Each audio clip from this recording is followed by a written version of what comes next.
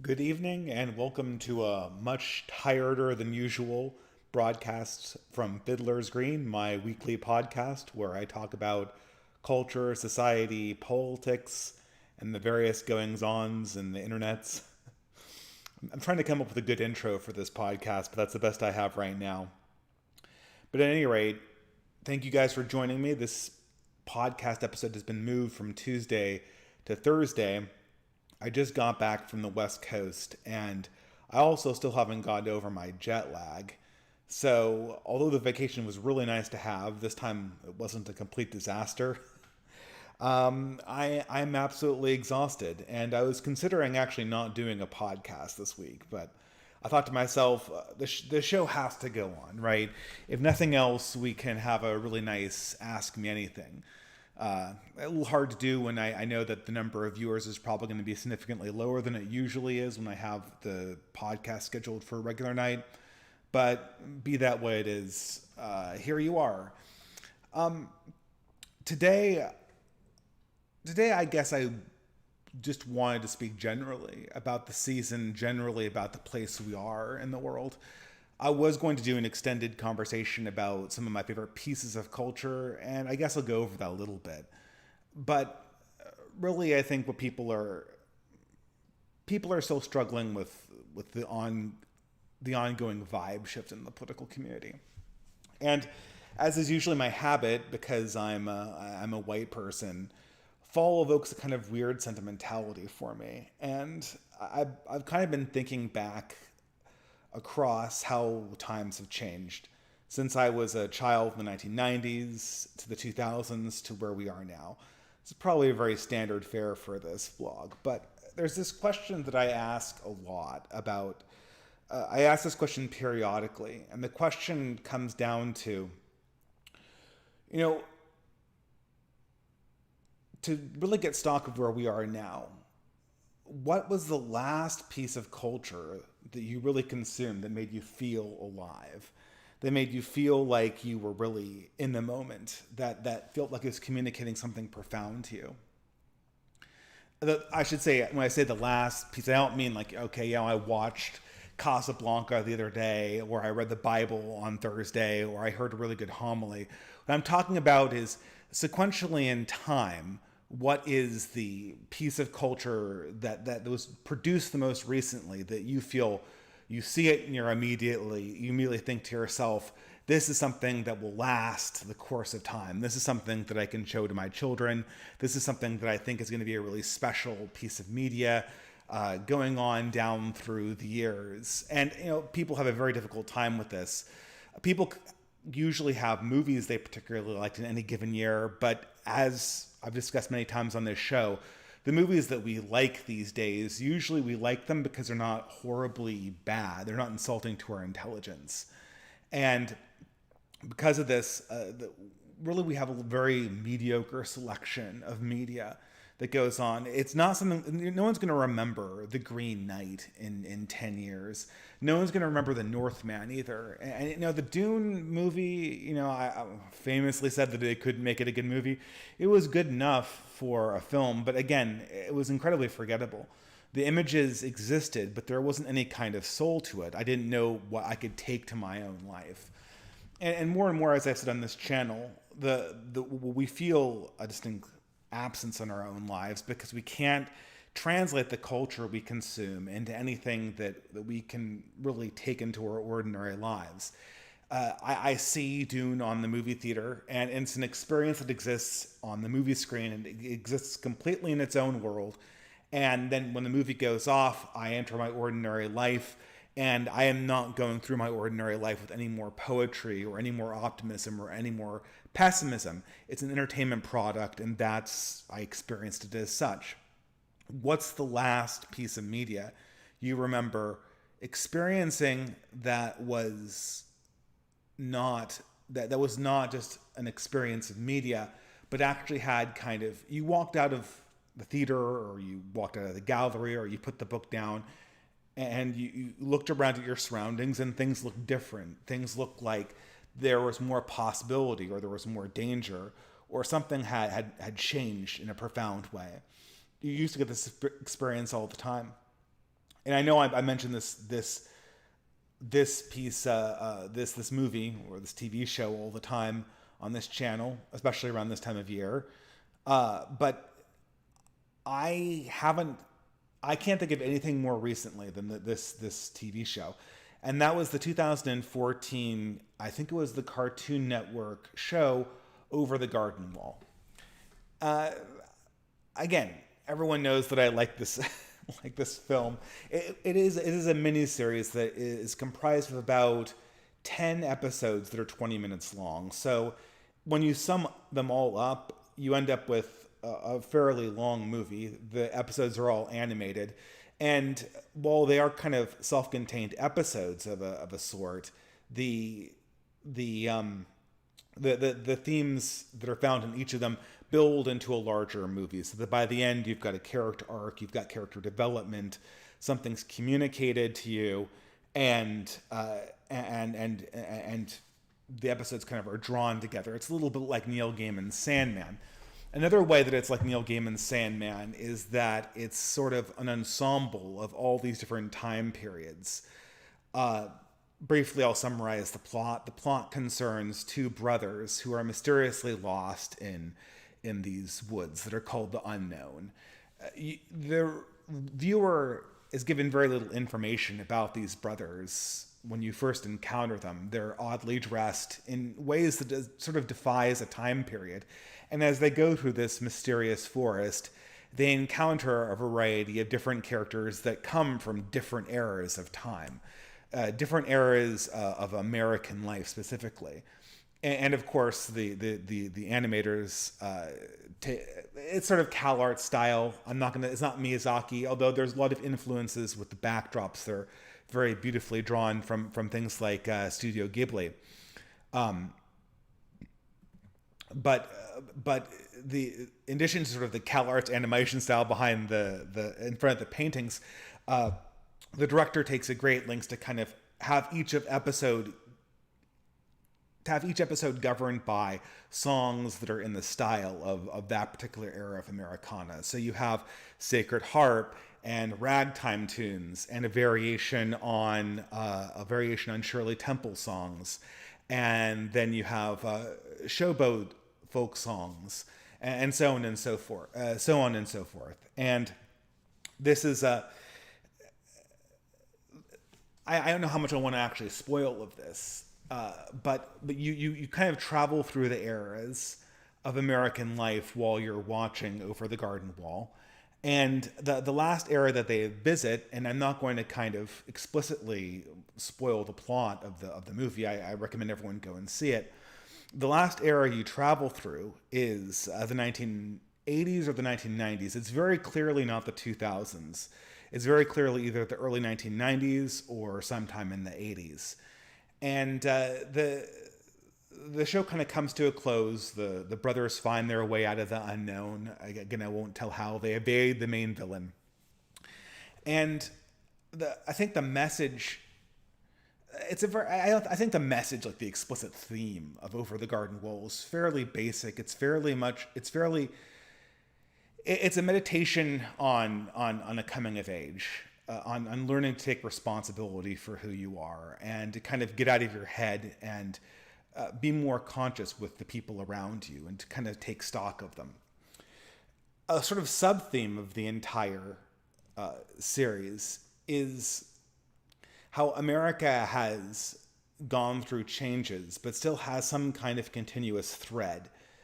There's a continuous thread of meaning and narrative that all of the characters participate in, and even though it seems like the time frames that Over the Garden Wall depicts jump forward and backwards in time by 100 years or so, the themes are always the same. The themes are always one of exploration and longing and pilgrimage, and of course that classic American struggle to find a home in the wilderness. To be confronted with a sort of hostile new continent and still kind of trying to be exploring a new place, but arrive home at the end of the entire you have to arrive home at the end of the entire adventure. And the fact that, again, the time periods vary it serves to kind of link up this sort of, I don't want to say saccharine, but this kind of very played out theme of responsibility and coming of age and finding a home.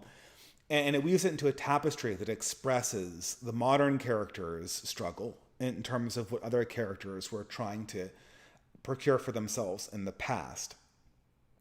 I've been thinking a lot about why, should I say this, Over the Garden Wall came out in 2014, I believe, and I'm practically amazed that it ever got made that late in our cultural decline.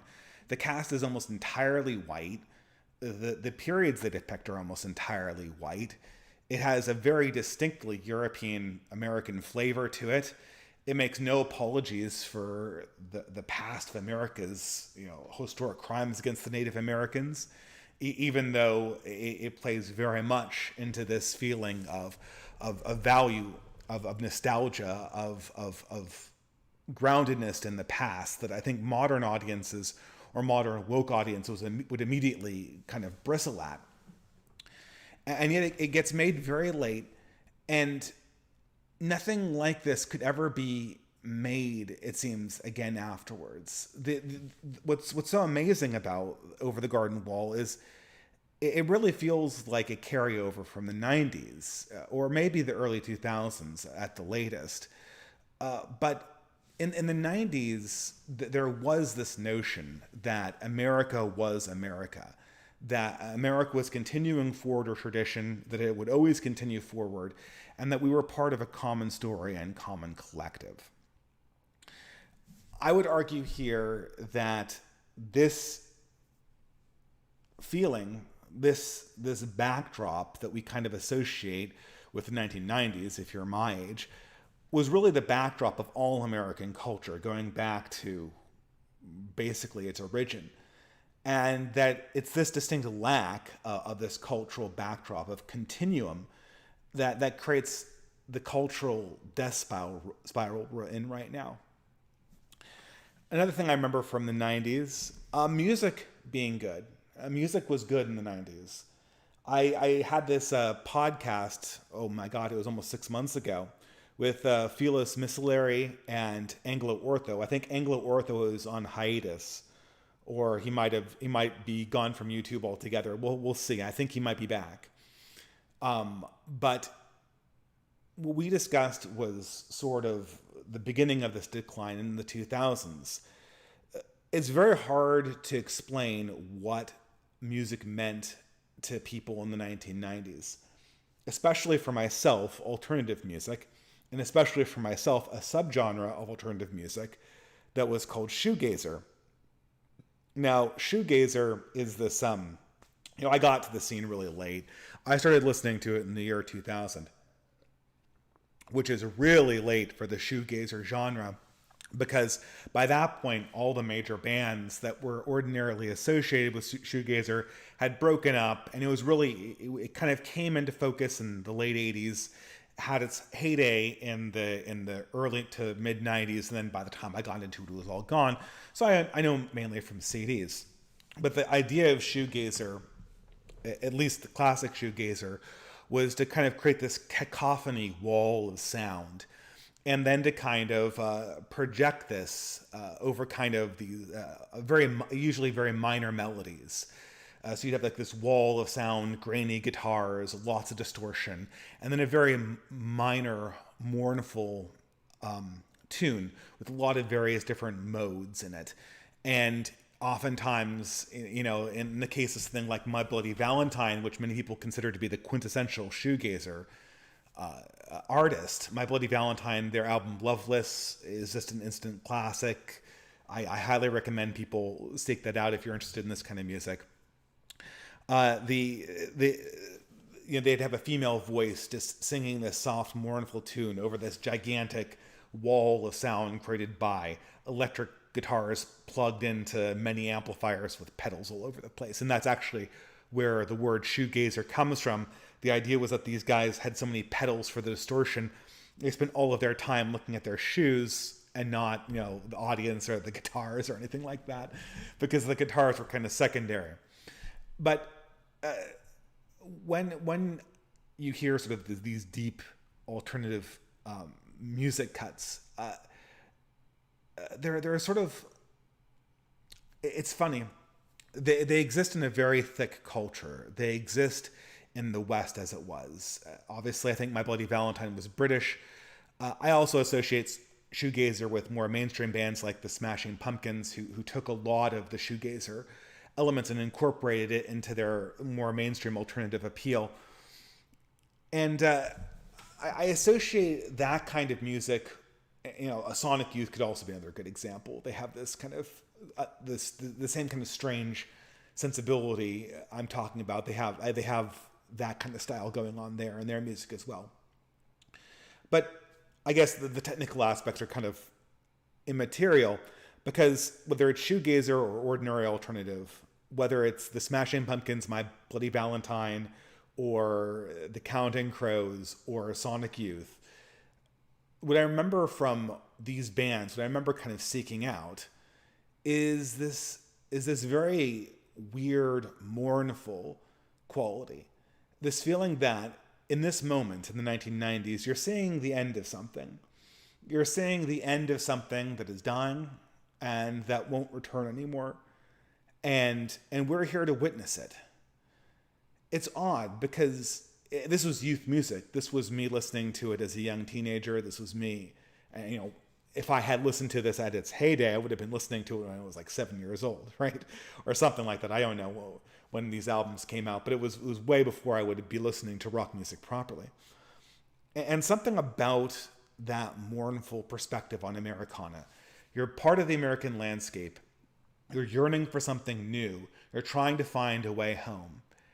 And unlike the Beatles or the hair metal of the 80s or death metal, the journey is mournful. You're kind of searching, knowing that you're not going to find what it is you're looking for. And you're really bearing witness to the end of something, maybe the end of something that you don't understand. I always thought that alternative music of this variety, it always really belonged in fall. And it was so ironic is that some of these bands had names that you naturally associate with fall. The Smashing Pumpkins. I guess My Bloody Valentine would invoke more of a winter feeling. But the Counting Crows kind of album, the August and Everything After. The mournful nature always kind of seemed to hang the best in the autumn season, where you could see kind of the natural decline of everything, the coming on of winter, and the kind of putting away of summer. The 1990s was essentially rock's dying hour. People were mourning the promise that had been begun so optimistically in the 60s. And I think people realized to a certain degree that what the alternative rock phase was in the 1990s was kind of a mournful goodbye to the idea of rock. Obviously, Kurt Cobain realized this, and I think he might have in some sense killed himself over it. But more broadly speaking, what they were really bearing was the idea of a continuous American culture altogether. There was something about the Generation Xers that looked at the millennials, or maybe we all looked at each other, and we realized that in some way we were the last American generation. And subsequently after this, when you got the indie phase that followed the alternative scene, a lot of good music there as well. A weird vibe started entering into the scene of inauthenticity. I think of a great band like the Decemberists, which in my book is still a really good band, and this is one of the main ones I discussed with Angelo Ortho. But the problem with the Decemberists was they weren't really living in the songs they were singing about. They were singing about elements of Americana. They were singing about elements of the past. But how much did they participate in the poetry that they were trying to play out in their music?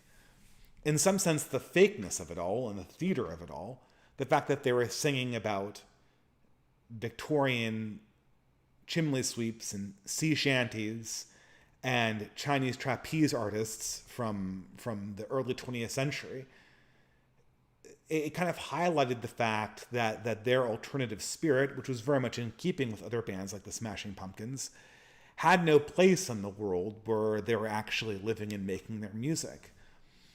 And this more and more started creeping into all other art forms. And it really characterizes everything that happened after the 2000s. This is something that Millennial Woes points out a lot, is that something fundamentally died in culture after the 2000s. It was certainly a generational shift.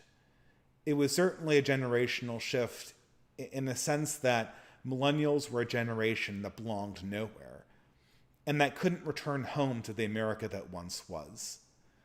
For the Generation X, they could at least hope to return home to America, but something deep in the bones of millennials led them to believe that wherever they would eventually return to, whatever home they eventually found in their journey, that home would look nothing like the American backdrop, the Americana or the West that so many previous generations had known. This is why we experience all current pop music in sort of a mode of nostalgia. Everything is a rehash of a rehash. The Strokes were a rehash of 70s style rock bands. So were the White Stripes. There was neo-techno. There was rediscoveries of various different genres. But every time there was something that was interesting, it was always a picture of a picture. It was always a copy of a copy. Because the ordinary modes of cultural language we had developed over the last 100 years had stopped making sense in a very big way. This is sort of a roundabout way to get us to where, what I kind of wanted to talk about a little bit. And I guess this is political. And I know that I said that I would do one that was entirely on culture without touching on politics. But my mode is always to kind of branch the cultural and the political. And I didn't have time to prepare anything deeper about a book or something. Those always take a long time. But I feel that nostalgia is really the great danger of our age.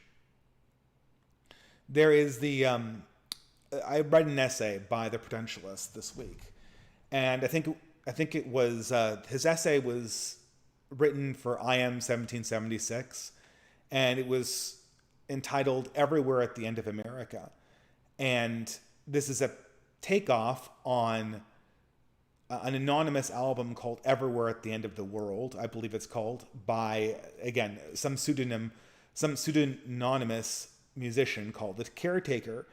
And this album is about Alzheimer's disease. It's about watching a loved one kind of fade away and die and lose aspects of their own personality. It was a great essay, and I recommend everyone, go read it at IM 1776. But this was the issue for me was that I kind of fundamentally disagreed with the thesis that the Prudentialist had. The Prudentialists liked our state of civilization as being that of some son or some grandson of a patient dying of Alzheimer's.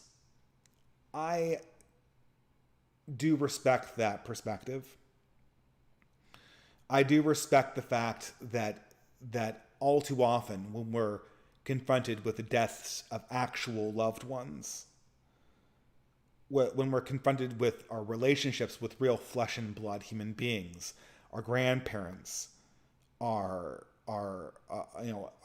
parents soon enough, we're much too quick to sort of dismiss them and put them last on the calendar of events and basically write them off because we're involved in more important things. But so I totally agree with Prudentialists, sentiment that, we do this too much and this is sort of a defect of our generation. However, when it comes to millennials in particular, my generation, I think Prudentialist is either a really young millennial or an older Zoomer. I can never quite place them. But if not, he's very close to this generation in age. I think our generation does not have this problem. I think you could argue that maybe the baby boomers or the Xers had the problem, that they were sort of bearing witness to the death of America, and they did not give the requisite attention. When it comes to the millennials' relationship to the old culture of America, the old ways of the West, we almost have the opposite problem of the ingrate son who sends his grandparents off to some kind of old folks home while he goes and lives it up. I feel our attitude is almost Egyptian. Our attitude is almost obsessed with the past to an extent that it's really hard to escape it. Right after I watched The Traditionalist, I think I tuned on to the last part of Millennial Woe's live stream, and I heard sort of the same sentiment being echoed by Woes. He said, I really, really hate change.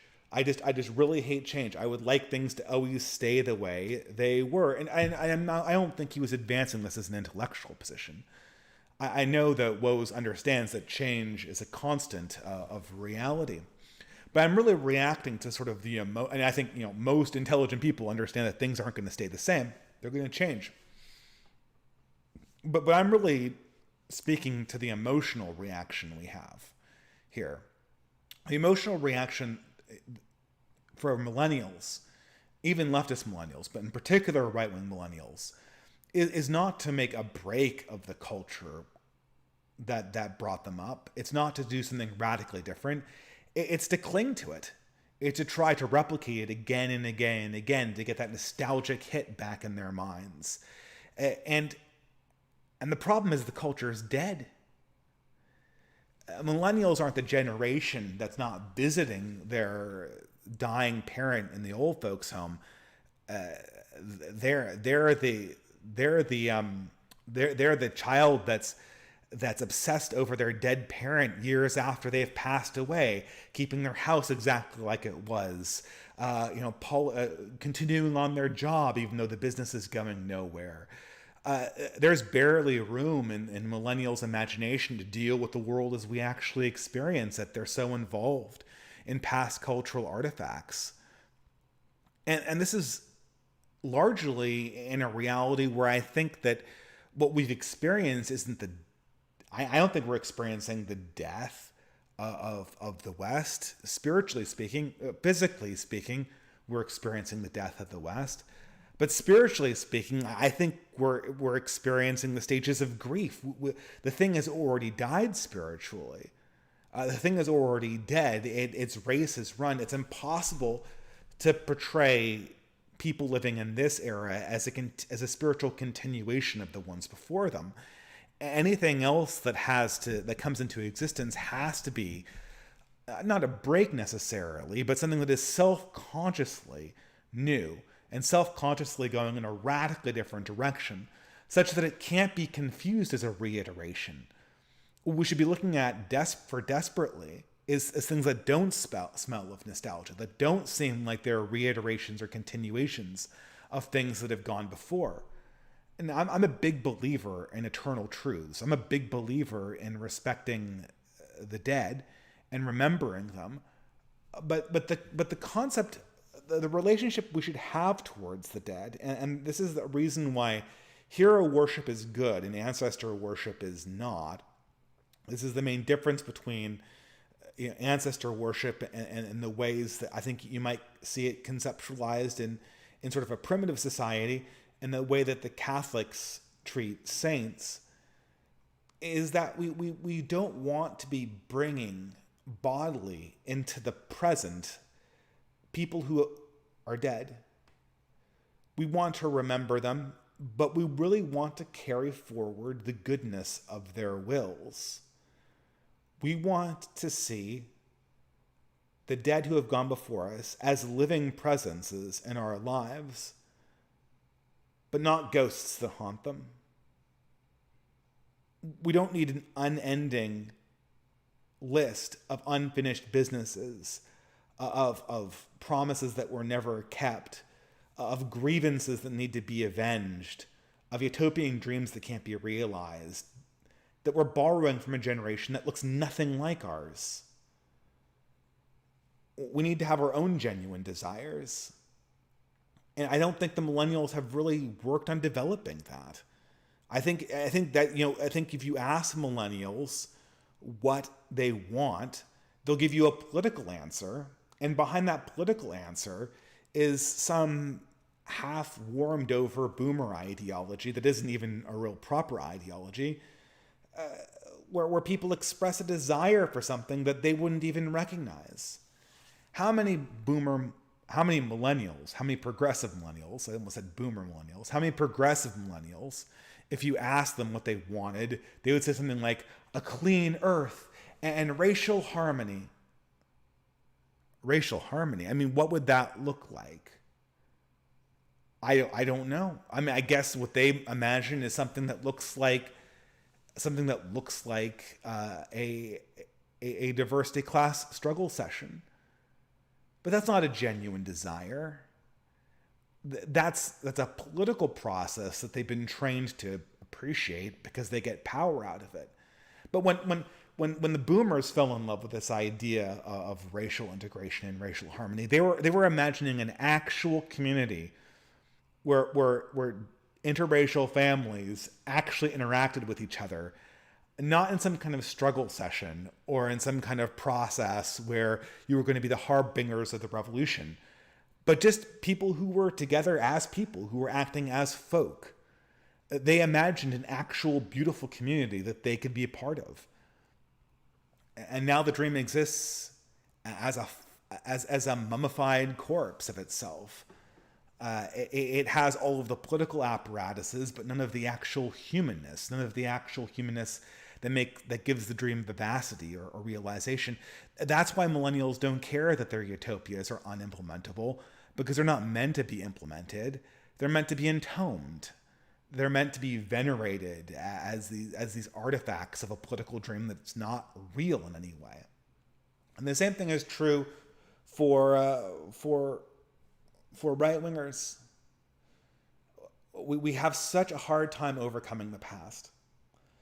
I said this like every stream, but I'll emphasize it again. There's just something temperamentally about right-wingers that they just can't stop flexing over power that they don't have. Specifically, they will never stop flexing over the power that their ancestors wielded 75 years ago when Western European powers ruled the world. So you'll hear people complain about Columbus Day, and people will literally get online and yell back at the progressives complaining about Columbus Day as being oppressive. The people complaining about Columbus Day are losers because they lost against Western imperialism. That's great. I kind of like the balls on it, don't get me wrong. And there should be some element of young men's personality that always should have a flavor of braggadocio about it, a flavor of macho-ness to it. But you're bragging about conquering them when they have, in the past, when they have presently conquered you right now.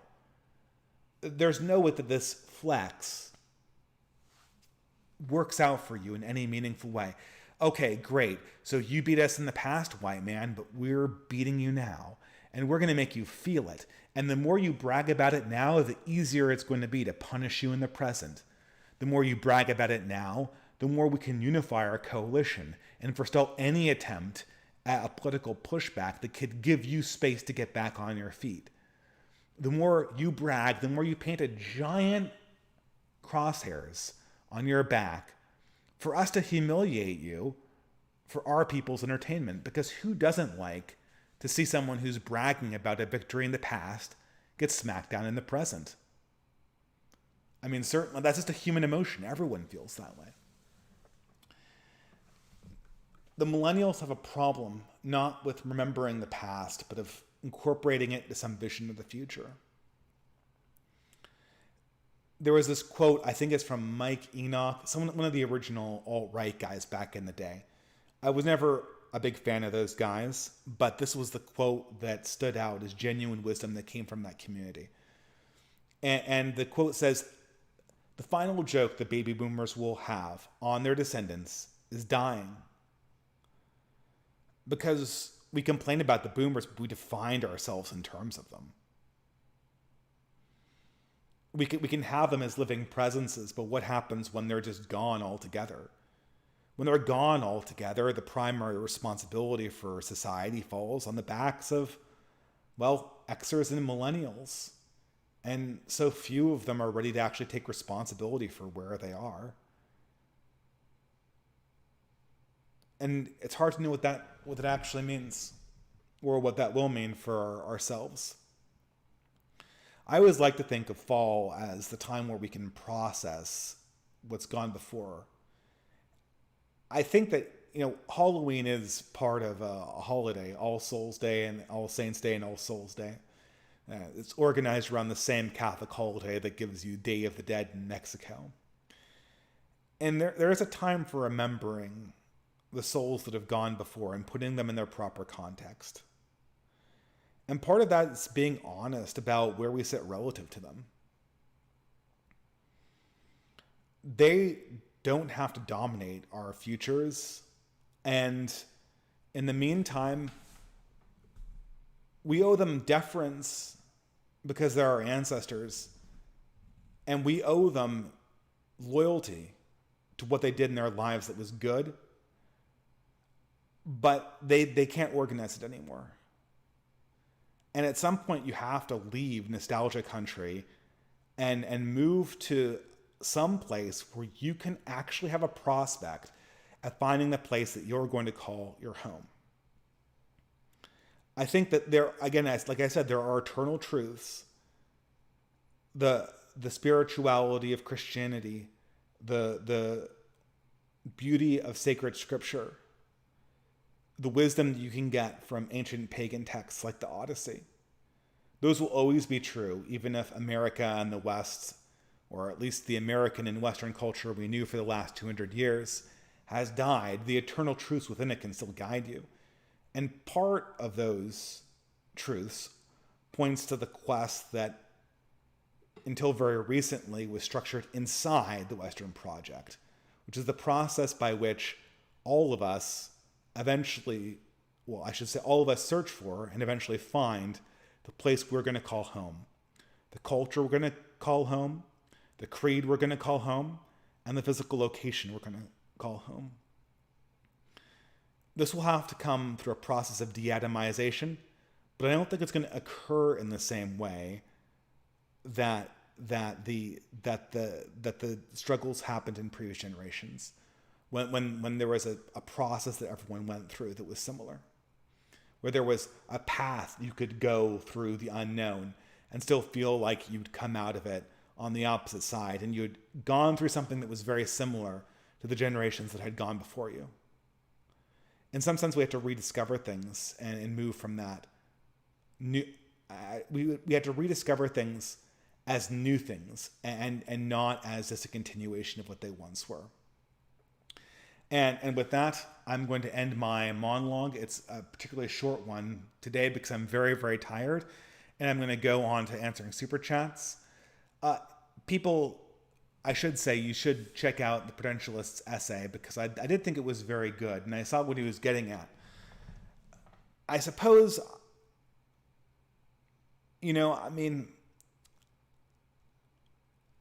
what I want to say is I suppose there's always places to look back and to kind of value what was true and good and beautiful in the old American society.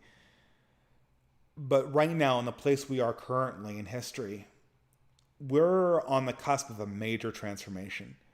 I'm not talking about, I think there's going to be a major transformation in the next 6 months. Maybe there won't be. It couldn't happen. But the indicators I've been seeing all point to some kind of massive political and economic realignment that could be in the cards, mainly driven by the cost of energy, but also driven by the fact that the economy is just in completely uncharted territory, and the American government's ability to hold the loyalty of its core populations is rapidly diminishing. We don't know exactly what this means. And I think people are afraid of that. I think people are afraid of what this is actually going to mean for them and their families. I know certainly it causes a lot of apprehension in me. And so, but I think that we have to take it on using language of the present. We have to kind of look at change, look at the destruction and the chaos that's coming, and kind of feel a little bit of optimism towards it. Be excited, because in many ways this is the radical disruption that so many of these people that went in the past, they were just waiting for something like this. People in the 50s and 60s, the time where we get all this culture that we love so much from. The rock musicians from the 70s and 80s, the existentialists from the 1920s and 1930s. What do they always complain about? Oh, nothing ever changes. The indestructibility of the status quo. Would that there be a major disruption so that we could rebuild things anew? We're getting that. We're going to get that opportunity in a very real way. And millennials don't really know what to do with it, because we didn't ever really ask ourselves the right questions. All of our desires are colonized by the boomers. All our aspirations are limited to trying to make reruns of the stuff that our parents created in the 70s and 80s, and it's just not working anymore. When we think about it, honestly, or I should say, this is something that we should talk about a lot more. Just something like the family. I have a hard time convincing myself that family life isn't boring. But there's nothing that's less boring than having a family. It's the only really meaningful thing. It's the only thing that really has substance to it. When you have a family, when you aspire to create a family, or when you actually do create one, you're building a future that goes beyond yourself, and no one else who isn't doing that, unless they're literally involved in some eternal affair like the church. Everyone else is attached to an institution that's crumbling. But you, as a creator of a family, as a caretaker of a family, are the actual pioneer. You are actually participating in something that is life-giving, while everyone else trying to go to rock concerts is participating in boomer rerun culture. I think we're beginning to see this. One of the first videos I made in my channel was sort of called The Lies of the Sexual Revolution. And when I made that, I mean, it's obviously nothing new for the Catholic crowd. I made that back in 2016. And back then, it needed to be said, because very few people, although the Catholic circles were all saying this and had been saying it for 50 years, this is not something that people said a lot on YouTube. And so I felt like it really needed to be said. Dude, now you hear the sexual revolution being criticized by everyone on YouTube. If it's not Mary Harrington, it's Helen Roy. If it's not Helen Roy, it's Louis Perry. If it's not Louis Perry, it's Alex Kashuda and Inez Stepman. I guess I listed all women. But in case you think that criticism of the sexual revolution is exclusively an endeavor of the fairer sex, I turned on my YouTube machine just before the stream, and I heard Carl Benjamin, Sargon of Akkad, in a Warhammer painting stream, casually running down the impact of the sexual revolution. That would have been unthinkable in previous generations. This was more or less unquestioned in the 1990s. I guess it was unspoken. That was always the get-out clause, is that everyone assumed that if you didn't want to participate in the sexual revolution, that it was sort of always optional for you to take the boring route and follow what mom and dad want. But with the millennials, the sexual revolution couldn't even be conceptualized as the default, since the generation, by and large, that raised the millennials never experienced the pre-sexual revolution society as a living reality. And as such, it became, the post-sexual revolutionary reality became a default. And only now we're realizing how kind of bankrupt it is. It's a new world. I guess that's the whole thesis of this that I'm trying to express here. It's a new world, and in some ways, in so many important ways, the culture that's in front of us is kind of like a veil in front of that new world. Unless it's very special culture, unless it really speaks to a deep artistic yearning, the way I think Over the Garden Wall does to a certain extent, or the Smashing Pumpkins do to a certain extent as well, then that veil is kind of, if it doesn't do that, the veil of culture just kind of inebriates you. And it kind of gives you a false sense that your life is supposed to be a rerun. Your life is supposed to be, a cultural reenactment of the boomers' lives. And when you express your desire, you have to preface it by I just want a stable job. I just want a stable society. I just want things to make sense anymore. That we're not a generation of justs. We're a generation of hard knocks. Unfortunately, coming at the stage of our lives when people don't like to get hard knocks. Well, I guess when do people like to get hard knocks? But people particularly don't like them when they come at an older age. But because of that, we have the ability to, in many ways, define the ground rules for what comes next. The people that pursue the eternal things are creating the seedbed for something that's going to be entirely different.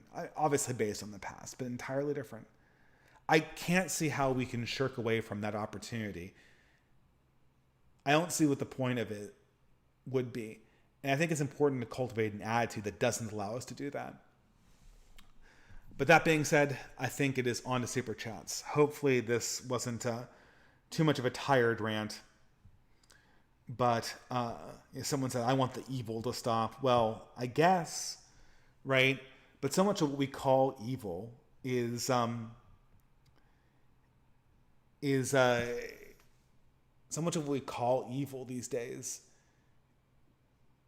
is sort of the necessary chaos brought about by previous evil decisions.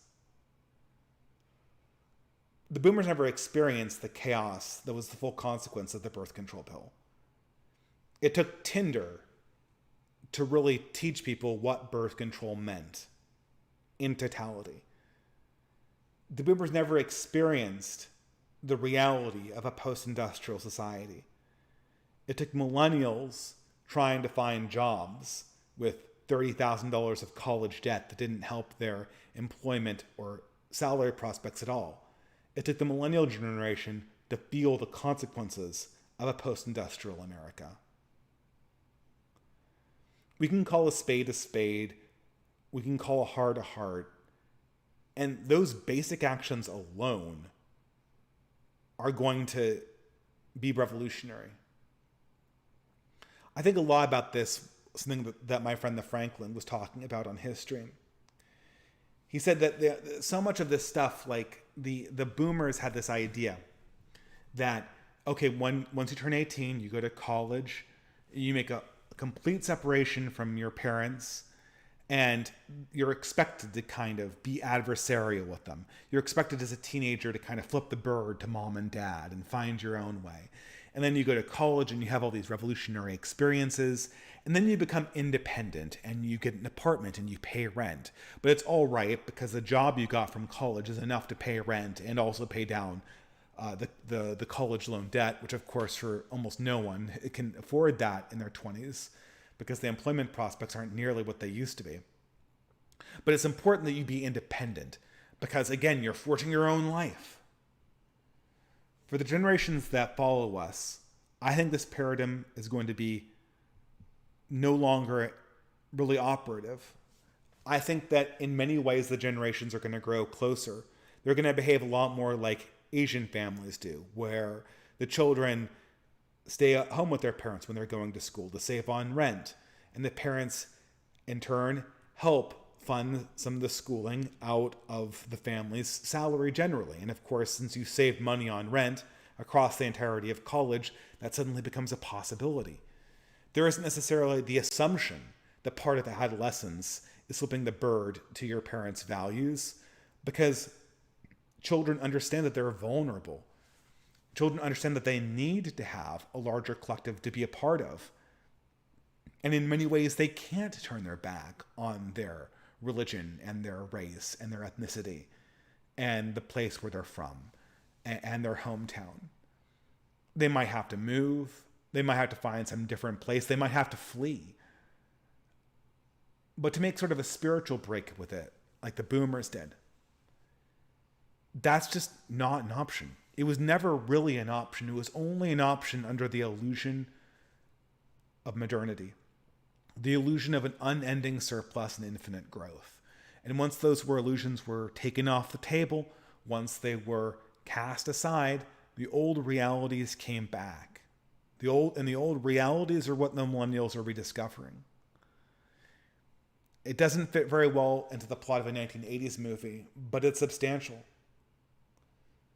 You get to be the person at the end of the Hamlet play that gets to tell the audience what you've learned. And sure enough, it's some kind of cliched message like the one you'd find in Over the Garden Wall, that really the most important journey is the journey home.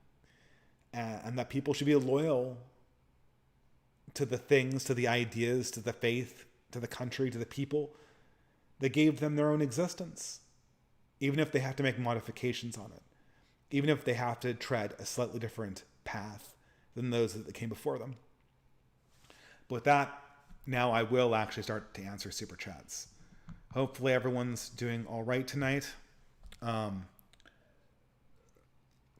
I always think that I should have a little intermission between the monologue and the super chats, but since this one's going to be probably only a 2-hour stream, I'll probably spare you guys that and just go straight on to answering questions. Hopefully the super chat pinning system is going to be fine. I know I had a broken link in here, so there's always the possibility that it's not going to work. Oh dear, hopefully this does work. Okay, perfect, it does. Yeah, unfortunately, when I was setting up for this stream, I was repositioning something on the lights, and I accidentally hit the stream to go live, and nothing was set up. The camera wasn't set up, the microphone wasn't set up. So yeah, a false start. At any rate, let's get on to the super chats. That's why those who are here have probably already visited one dead link already. Morgan Allen for $10 USA. I enjoyed your series on nerd culture, and as somebody who dabbled in indie startup software development, I was wondering if making video games could be an effective way to influence our society's cultural development, or would you say it plays too much into the lifestyle of indolence and escapism? Well, this is a complicated question, and I can't answer this in a short way, as you might guess. I have a lot to say about this. First of all, you're kind of right. I think everyone's instinct is correct. I mean, the question, can video games be art? That was the question from 2008 to 2014. From Obama's election to Gamergate. You could turn on any YouTube channel and be like, are video games art? Can they be art yet? Look at BioShock Infinite. Isn't that art? Look at Thief 2. Isn't that art? What would it? The Last of Us. Isn't The Last of Us art? And the question is complicated and it's tough because it was pretty obvious then, as it is now, that video games kind of are a genre that's at cross purposes with itself. The video games that are art, the ones that we think of as being like art, they fall into several traps. The first trap is that they're basically movies that have gameplay attached to them, like BioShock Infinite or The Last of Us. And sometimes the as in the case of BioShock, sometimes the gameplay is starkly at odds with the plot that they're trying to tell. So it's almost like the video game play has been stapled to the movie, and it's like, it's like a lobster thermidor stapled on top of a cheesecake pastry. It makes no sense to put two good things together. You don't necessarily get a good combination. Or maybe the gameplay is just not very good, and people go back and play it, and you have to slog through a laborious system that makes no sense just to get to the plot that you like so much. I think that was the case with something like Final Fantasy VII. Although, I don't know, maybe the plot doesn't hold up. It's been years since I've played that one. Or any video games for that matter. So, I mean, you notice that there's this cross-purpose that it seems that because when people play video games, what they're really looking for is an experience that engages them and feeds them fast dopamine hits like that. If a game lags or has a quiet part or doesn't engage your dopamine receptors like that, that comes off as a bad video game. It's sort of like a poor drug, so to speak. And you could, sure, you might be able to staple a good video game to a series of cinematics that would themselves make a good movie. I don't really know how that makes it art. To me, that just means that it's a movie that should have been a movie that now I have to play, I have to shoot people to get through the movie. And, I don't know if I really value that very much. Furthermore, if you want to take the alternative route and go super art house, there was this Christian couple that made a video game. I bought this video game, or I think I contributed to their Patreon. I don't know if I ever played the game, but it was this Christian couple that they had lost a child to cancer, a very tragic, and I can't imagine what this couple would have been going through. And of course they're heartbroken, and to sort of commemorate their son, they made like this video game, and of course it's like a walking simulator. But it's a very mournful exploration of their child's last year alive. Again, heartbreaking, right? And I saw clips of it. I saw videos of it. I mean, maybe I played it, I forget. And it's great. I don't know if it's great art. It's good art. Like, it makes you take a step back. But it's only a video game in the loosest possible sense. It's an art exhibit that you can walk around with using your keyboard. It's a digital art exhibit. It's not a video game in any proper sense. There's no game going on in this thing. So, I mean, this is always the problem with video games, is that in their core platonic form, they're basically a dopamine drug. And so people always try to mix them with things like art exhibits, as in the Christian couple, or movies like in BioShock Infinite. And really all you get at the end of the day is a movie here and then your video game here. And you can see them sewn together, and in fact, the fact that they're sewn together detracts from the relative quality of the other one. The one exception I can think of is very beautiful abstract games. Games like Tetris, or maybe later on Journey, or games or one that I particularly liked on the iPhone called Limbo, which, there's this silhouette. It's sort of like this Mario game, but it's in silhouette, and it's in this misty forest. It has a lot of Dante vibes going on, or at least the first Canto Dante vibes going on. That might have even been an explicit influence. So I don't know. I think there's a role for sort of like the pure abstract game, where it's a very simple gameplay, and the only thing artistic about it is the aesthetic drawings, and maybe you can get people to think about things in that way. And then there's also sort of the possibility of doing true games like chess or Go or poker, where you're creating a video game, but this game is a true game. You understand, like, the people who are playing. When I say a true game, is a game is only a game if the people playing it fully understand the rules and try to interact with those rules. They try to game the rules, right? Where the idea of gaming rules comes from.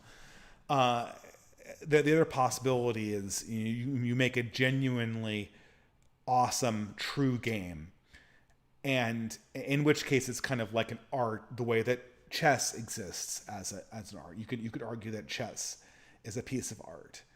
It's certainly been as influential in human culture as any true piece of art has been. But that's my general understanding of can video games be art? The eternal question. I would try. I mean, if you really are compelled to do art, and you have a software development background, I would try your hand at it. But I think that I don't know. I would stick probably with the more abstract games like Journey or Limbo or something else like that.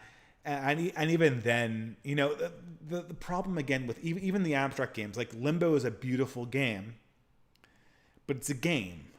So when I'm playing Limbo, I'm not thinking about the world that Limbo shows me, and I'm not trying to experience it as a challenging emotional experience. I'm just trying to make sure that I jump over the log here and the giant spider doesn't eat me in the next frame.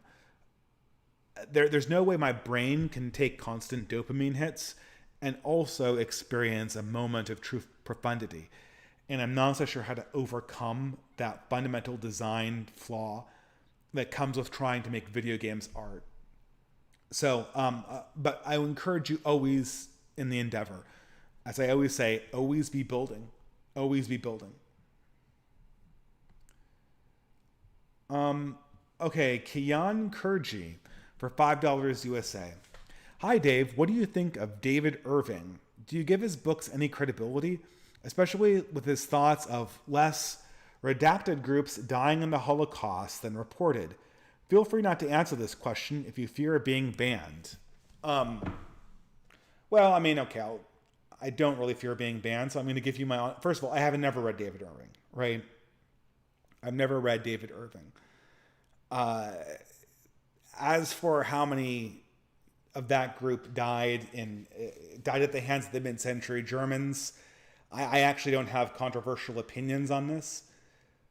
I don't like the fact that of the mass democides in the 20th century, all of them have error bars, all of them have uncertainties, except for this one, which always and everywhere has to be at one given number, and it can never be any lower, no matter, and skeptics are banned from commenting on this. I don't like that. I think that historical inquiry has to be part of our processing of history, and if it's not, then we're not doing intellectual history properly.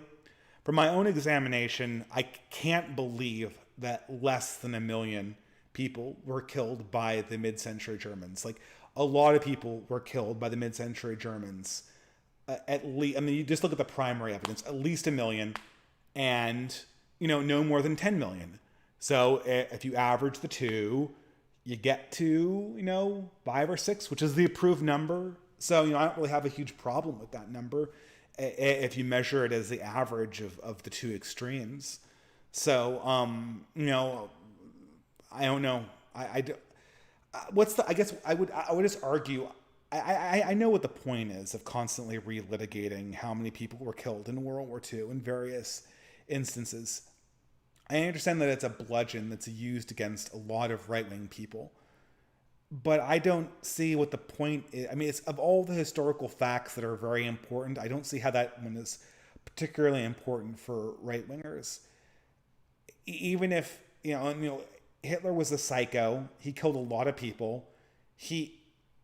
Through his own stupidity, he started a bunch of wars that he couldn't win, and he got a lot of people killed. I have no desire to, rehabilitate, Rommel and von Stauffenberg notwithstanding, I have no desire to rehabilitate anybody in that general circle of people from the 1940s. And so my desire to kind of relitigate this, especially with the consequences, I have no interest in doing that, and I don't know why I would, is the question. The more interesting things that I do want to have relitigated during that period is I want to have a good estimate about how many Germans were killed. I mean, not the least of which, because I come from this population, right? I want to have a good idea of how many Germans were murdered, outright murdered in the ethnic cleansing of Eastern Europe by the Red Army. I want to have a good understanding of how many people Allied Bomber Command killed, and to what extent they knew they were murdering civilians pretty much needlessly in the last year of the war.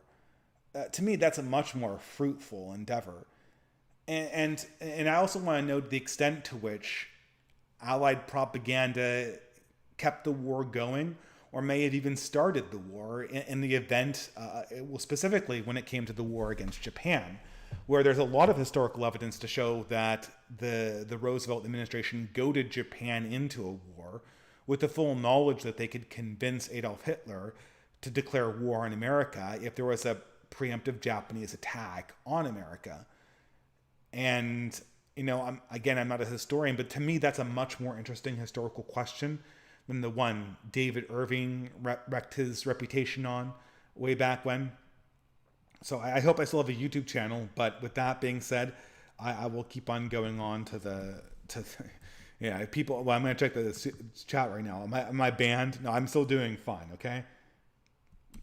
Yeah, I'm sure. Yeah, if David Irving writes about Dresden, I guess I'm all ears. You know, to me, I'm a little tired of hearing of Dresden. I think that the kind of dirtiness of Allied bomber commands goes beyond just one, campaign against one city. I think that there were a lot of decisions to just outright murder civilians for no military purpose. And if you want to not waste your time, but if you want to use your time in a productive way, to me, that's much more productive to humanize all of the people who died that were forgotten, rather than try to, I don't know what you're trying to do. I guess you're trying to the problem is I think that those people were actually murdered by the Third Reich. I think that I think that a lot of people were murdered by the Third Reich. So all you're really doing is haggling over the quantities. And, I don't know. When it gets into the numbers of millions, the moral magnitude, I guess it's important because if the number were to duck below 3, then there would be a case that the Allies murdered more civilians than the Axis did. But I'm not going to go there because I will lose my channel if I speculate on that too hard. But anyway, I don't think that this is a productive avenue of inquiry. You're just kicking a hornet's nest, and you're not even. I mean, try to take the best from the past, the best from the old world. I mean, fighting these battles, you're doing the exact thing I was complaining about. Arguing over numbers of people killed 80 years ago is really making yourself a slave to the worst parts of the past, as opposed to trying to take their goodness forward into the future. And maybe you feel that you owe this to the past, but I don't feel like I owe this to the past. I don't know. I mean, I don't know who. I mean, I have relatives that fought on the wrong side of I have relatives that fought on the wrong side of that war. And so but I still don't feel any need to rehabilitate that time period. That was a horrible time period where Germany was ruled over by, frankly, psychopaths, in my opinion. So, all right, let's go on to the next one here. Rotten Meat for $32. I want to see your thoughts on the 3-Body Problem book, so here's enough to buy the audiobook and a coffee. It has a particular viewpoint, like Warhammer 40k has its historical references and dives into the finer points of engineering. The book imagines bureaucrats and academics as inherently heroic. I'm sure you'll hate it. Well, yeah, if it imagines academics as heroic, I will hate it. I'm looking for the book that I can grab off my shelf here. Oh, here it is. Yeah, this one. This is the last book I read. This is probably the last book I'll ever read about academics. 2000. It's not a bad book when it gets to be about the serial killers, but this is Roberto Bolaño's 2666. An enormous amount of this book is wasted on these idiotic academics that remind me of the people that I grew up around, except even somehow paradoxically even more petty and interested intellectually in even more ridiculously abstruse topics. And it's about them obsessing over a fictional version of somebody like Michel Foucault or what's that Argentinian guy, the Infinite Library guy. I'm forgetting. But or some European author, some European German author. And so whenever I hear a book is about academics, I immediately kind of seize up and think to myself, man, I'm going to hate this. Another one that was about horrible academics, the book Possession by A.S. Bayat, I think was the title. I couldn't get through that book at all. Academics are the least interesting people in the entire world. Why would you want to write a book about them? But look, you've talked about this one enough, the three-body problem, so I'll buy the audiobook and I'll give it a shot. As somebody who comes from, bureaucrats and academics is heroic. Oh my God, that sounds so painful. Rotten Meat, well, thank you so much for the super chat, but I can't say you're making me want to read this book. I'll buy the audiobook, but, you got to sell it some other way. You got to sell it not like, no, you're going to read about the two most boring people on the entire planet and their very, very petty lives. Anyway, Mim the Dwarf for $5 USA. It is a term I swear is used a lot, and I use it myself at times, despite not being able to explain it. But what exactly is an aesthetic, as used in our circles? The Gothic aesthetic particularly interests me. Well, it should be differentiated from aesthetic, which means a religious practice that is self-denying. An aesthetic is just a philosophy of beauty. And so you can hear people, ContraPoints had a video called The Aesthetic. Talk about a person who's really covered themselves in shame this last week. But yeah, this is so you can talk about different aesthetic schools. Like minimalism is an aesthetic school. Minimalism says that less is more, that people have a better time processing culture when it comes in very small quantities, in very small variations. And you can hear this in things like Philip Glass and the early 20th century minimalists. The Gothic aesthetic that you reference here, the Gothic aesthetic, it's really almost a subset of Romanticism, but it's a Romanticism that doesn't suck. And that is this idea that, true beauty is only glimpsed at in sort of moments of absolute despair or situations that are almost grotesquely morbid.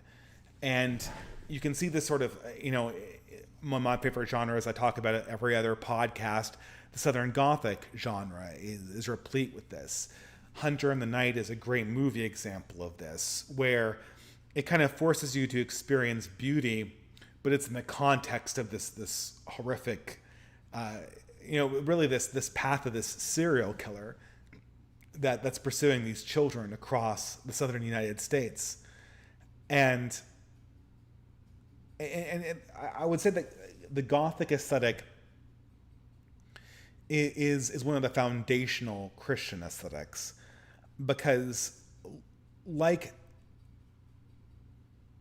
Romanticism, it tries to organize meaning around beauty, which is what a lot of young people are really drawn to, which is why young people immediately fasten on Romanticism and oftentimes later in life feel quite betrayed by Romanticism. But the Gothic really tries to say, okay, it is beauty, it is sort of meaning through beauty to an extent, but the beauty we're talking about is the beauty found in death. The romantic love that we're talking about is really more akin to Christ's passion. It's the self-sacrificial love, and not the love, and not the romantic love, not the love as emotion, but the love that's found in the moment of mortality, in the moment of total self-giving, and that, this is I guess I'm sort of answering your question on a deeper level, Mim the Dwarf. But oftentimes in aesthetics, and when we analyze aesthetics, we talk about beauty and schools of thought for beauty, but also the implicit philosophies that are embedded in modes of beauty. Inside Gothic aesthetics, there is always this understanding that beauty is uncovered through tragedy, that light is uncovered in darkness, and so on and so forth. And so you could express the Gothic aesthetic that way if you wanted to. But thank you for the super chat. I'm going to move on here. Kian Kurji for $3 USA. What is the right response when someone approaches you and tells you how amazing the new Lord of the Rings series is? Anger, avoidance? People keep annoyingly saying that, and you just hate everything nowadays. Oh, people keep annoyingly saying that you just hate everything these days. When someone says they really like the Lord of the Rings series, and I haven't actually encountered anyone who says they really like the Lord of the Rings series. I mean, I do hang out around a lot of progressives, but I guess not ones that really like Lord of the Rings. My instinct is to just ask them what they like about it, what they thought was compelling about it. And if you can get them to speak in a non-political, if they say something like, oh wow, I like the new Lord of the Rings series. I like the new woke Lord of the Rings series. And I like the Rings of Power because Galadriel is such a girl boss, or because it's so inclusive. Then you really don't have a conversation. Then you just have to avoid that person. But if they answer you and they say something like, oh, because it has this really interesting portrayal of corruption, and then this really, I don't even know, I assume this is based on the Silmarillion, which was Tolkien's sort of history of the elves / origin story for Middle-earth. And maybe they'll say something like, I really thought that the elves had this tragic nature to them, or that there was this moral dilemma that one character experienced. You can use it as a jumping off point to talk about culture you do like, to bring up something that is deeper, to bring up something like, I don't know, if they're into Lord of the Rings, the actual Silmarillion, or my personal favorite unpublished Tolkien work, The Children of Húrin, which is sort of a retelling of not a Gothic, but of an ancient medieval poem with characters from Middle Earth, and it's very tragic and all this stuff. And if you guys are audiobook fans, I think there's a copy of it that is read by Christopher Lee in very appropriately Lord of the Rings style voice. This is when people still made cool things that had Lord of the Rings as part of their title. Don't get angry. Just you have to not get angry at this stuff. Either express boredom. If they launch into a woke tirade, just express boredom with it, because look, there isn't anyone who isn't feeling burnt out on politics at this stage. Progressives are feeling burnt out on politics at this stage. So if they launch into a political tirade, then just act bored or avoid the conversation altogether. Don't give them anger. They want anger. Anger is entertaining for them, and it will make them feel like their politics is relevant, which it is absolutely not. So avoid anger at all costs. And if they do hit upon some element of eternal beauty that they found inside this bad product, and there are very few pieces of art that are entirely bad, you can use that element of Lord of the Rings to change the conversation, take it to a deeper topic, try to refocus things on what is really interesting, what is really exciting. I mean, certainly the feeling whenever I have a piece of media that I really love, it makes me want to interact with the broader concepts. It doesn't make me want to just consume more of that media. For instance, like, I think when I finished The Brothers Karamazov, I was about ready to join a monastery and become a monk. When I read Into the Wild, which, I know the movie's kind of cringe, I know, but the original book by, was it Krakauer, John Krakauer? I forget what the author's name is. The original book is quite good. And when I read that, Into the Wild, I'm like, oh man, I want to take some extreme hike across the Appalachian Trail or something like that. And the mark of good literature is that it makes you want to engage with the world in a new way and with new vigor and new vitality. And if they're fastening on something like that, you really want to feed into their optimism for the goodness, not shoot them down or get angry. But that's my advice. So thank you very much. I'll move on. Ben White for $3. Oh, is this going to be the dating update, Ben? So Ben White for $3. How would you get an irreligious person to understand the importance of faith towards salvation in Christian life? How did you deal with this problem as a former atheist? Well, I might still struggle with faith and prayer. It sounds kind of cheap, Ben, but I kind of listened to a Father Barron. Pardon me. Now Bishop Barron.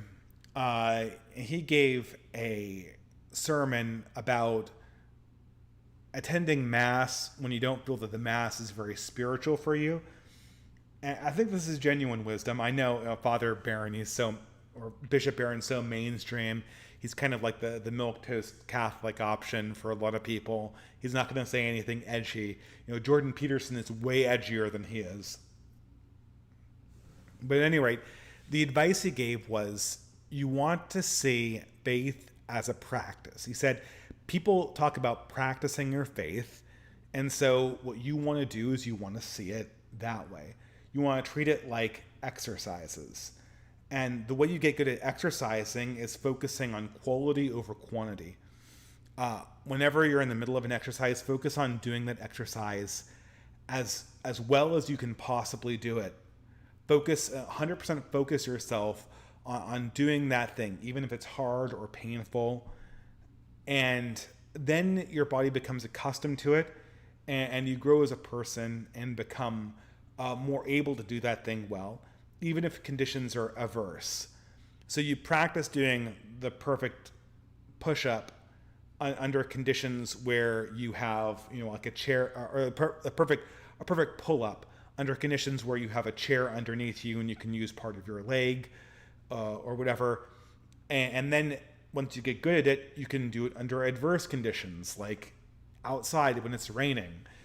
And I can't do a pull-up. Well, I don't know. I probably could do one pull-up, but I used to be really good at doing them when I did P90X. And the idea, the key to this is to focus on spirituality like it's an actual practice, and not like it's something that you're consuming like a consumer product. That's the best advice I can give you. Okay, next super chat, Dreadnought for $10. The only music I really enjoy anymore, aside from singing hymns at Mass in our current age, is goth. Well, like goth rock? Like, you might have to be more specific there. Do you mean like death metal, or do you mean something like, I don't know, like Nine Inch Nails or what? Marilyn Manson? Excuse me, getting tired. Goth's melodramatic pessimism doesn't seem melodramatic anymore, and it's sort of romantic sorrow. That bleakness speaks to the nostalgia for better times we won't see again. But I'm a pessimist. Yeah, I can see what you're saying. I really wish I had an example of the band you were thinking of when you wrote this. I always think of when people talk about goth music. I always think of something like death metal, and that's not very sentimental, right? But the gothic aesthetic is very sentimental. The gothic aesthetic is mournful for the past, but I'll say this, there's a reason why goth people are a little bit cringe, and that is because, they're cringe because a lot of their emotion, or their sort of like bleak emotion is contrived and affected, and it's not genuine. And the other thing is sort of to the theme of this entire podcast, a lot of it's just sort of entombing your spirit with sort of the worst of the past. It's sort of allowing yourself to become a living ghost. Even people who have genuine things to be sad about, it's not good to be sort of consumed that way. People say that the quintessential goth was Edgar Allan Poe.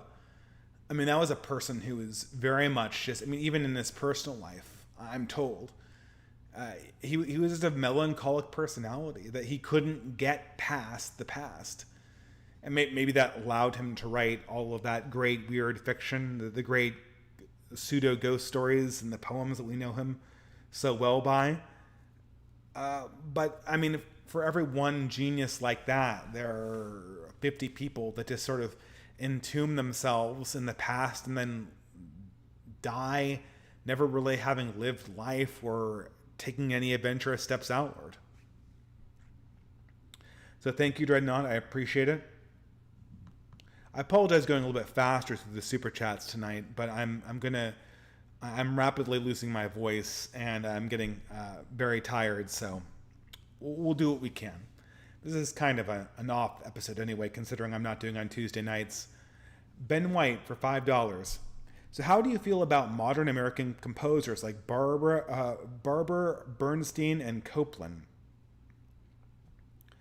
I have a particular fondness for Promise of the Living, Medea's Dance of Vengeance, and West Side Story. I think some trads are too critical of modern orchestral works. I mentioned one earlier on this show. I like Philip Glass. Is that too stereotypical for millennial blues staters? That's what millennial blues staters always say. Oh, I like Philip Glass. I like Philip Glass. Maybe next time I'll say I like John Cage. But no, Bernstein and Copland are great. And I love Copland. I love Gershwin. They're great. That's great music. Oftentimes, I don't know. Oftentimes, it's hard to know how to process it. I'll say that. A lot of these pieces feel like they're kind of stuck in it. Obviously, I'm thinking of like Copland's Hoedown or Gershwin's kind of pseudo jazz performances. They feel very much stuck in the 20th century. I've always felt that maybe this person is too early and certainly not American, but I always felt Stravinsky was the person that transcended the 20th century in a big way. He had kind of elements of the 20th century in his music, but at the same time, I don't think The Rite of Spring is ever going to be forgotten. It's too primal. It's too raw. And even if no one performs the ballet, it communicates something that's just so evocative.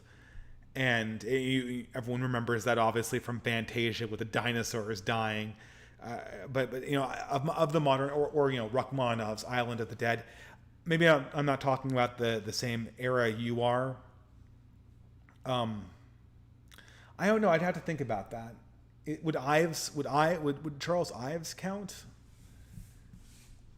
It's always hard to know like what's actually modern and what's not. But yeah, I do agree that people oftentimes dismiss modern classical music too much. But I can't off the top of my head. I mean, also, here's another question. How many times do people actually go out and see the orchestra? I saw it once in 2019, and I used to go to concerts all the time.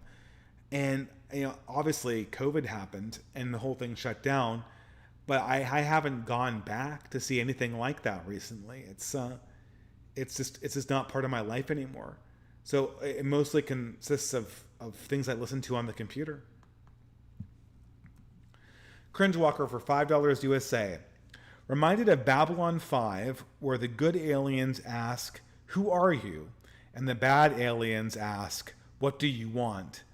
Both always grant your words, but it takes a generation to realize why the good ones don't ask what you want, and the bad ones don't ask who you are.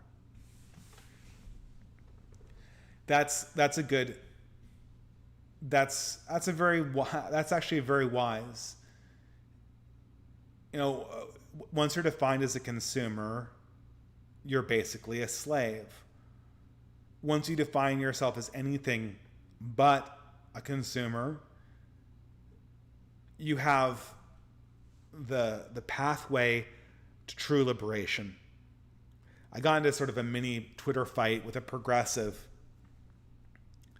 and the progressive just didn't understand what I meant when I asked them what their religion was, and why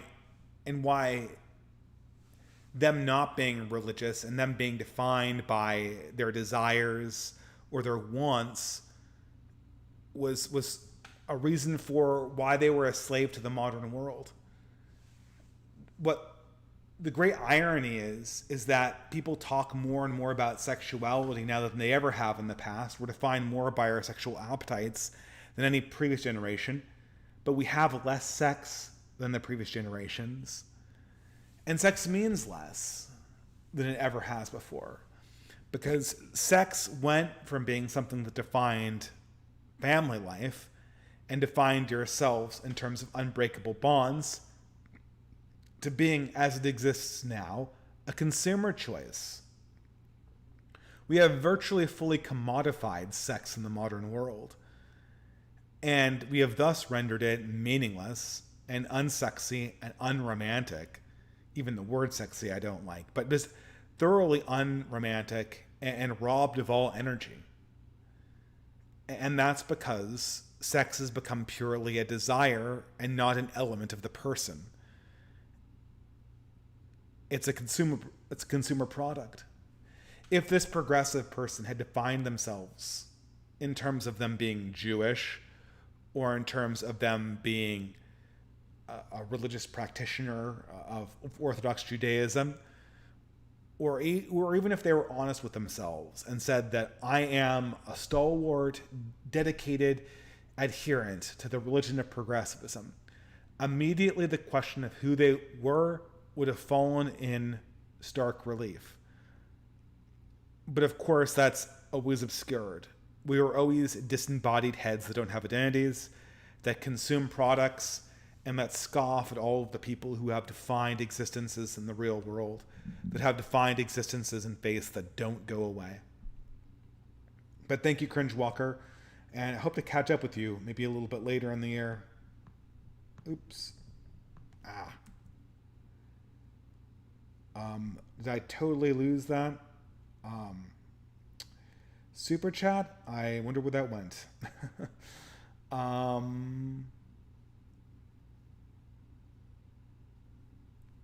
Sorry guys, I need to find that super chat, otherwise I will forever be in debt to the person.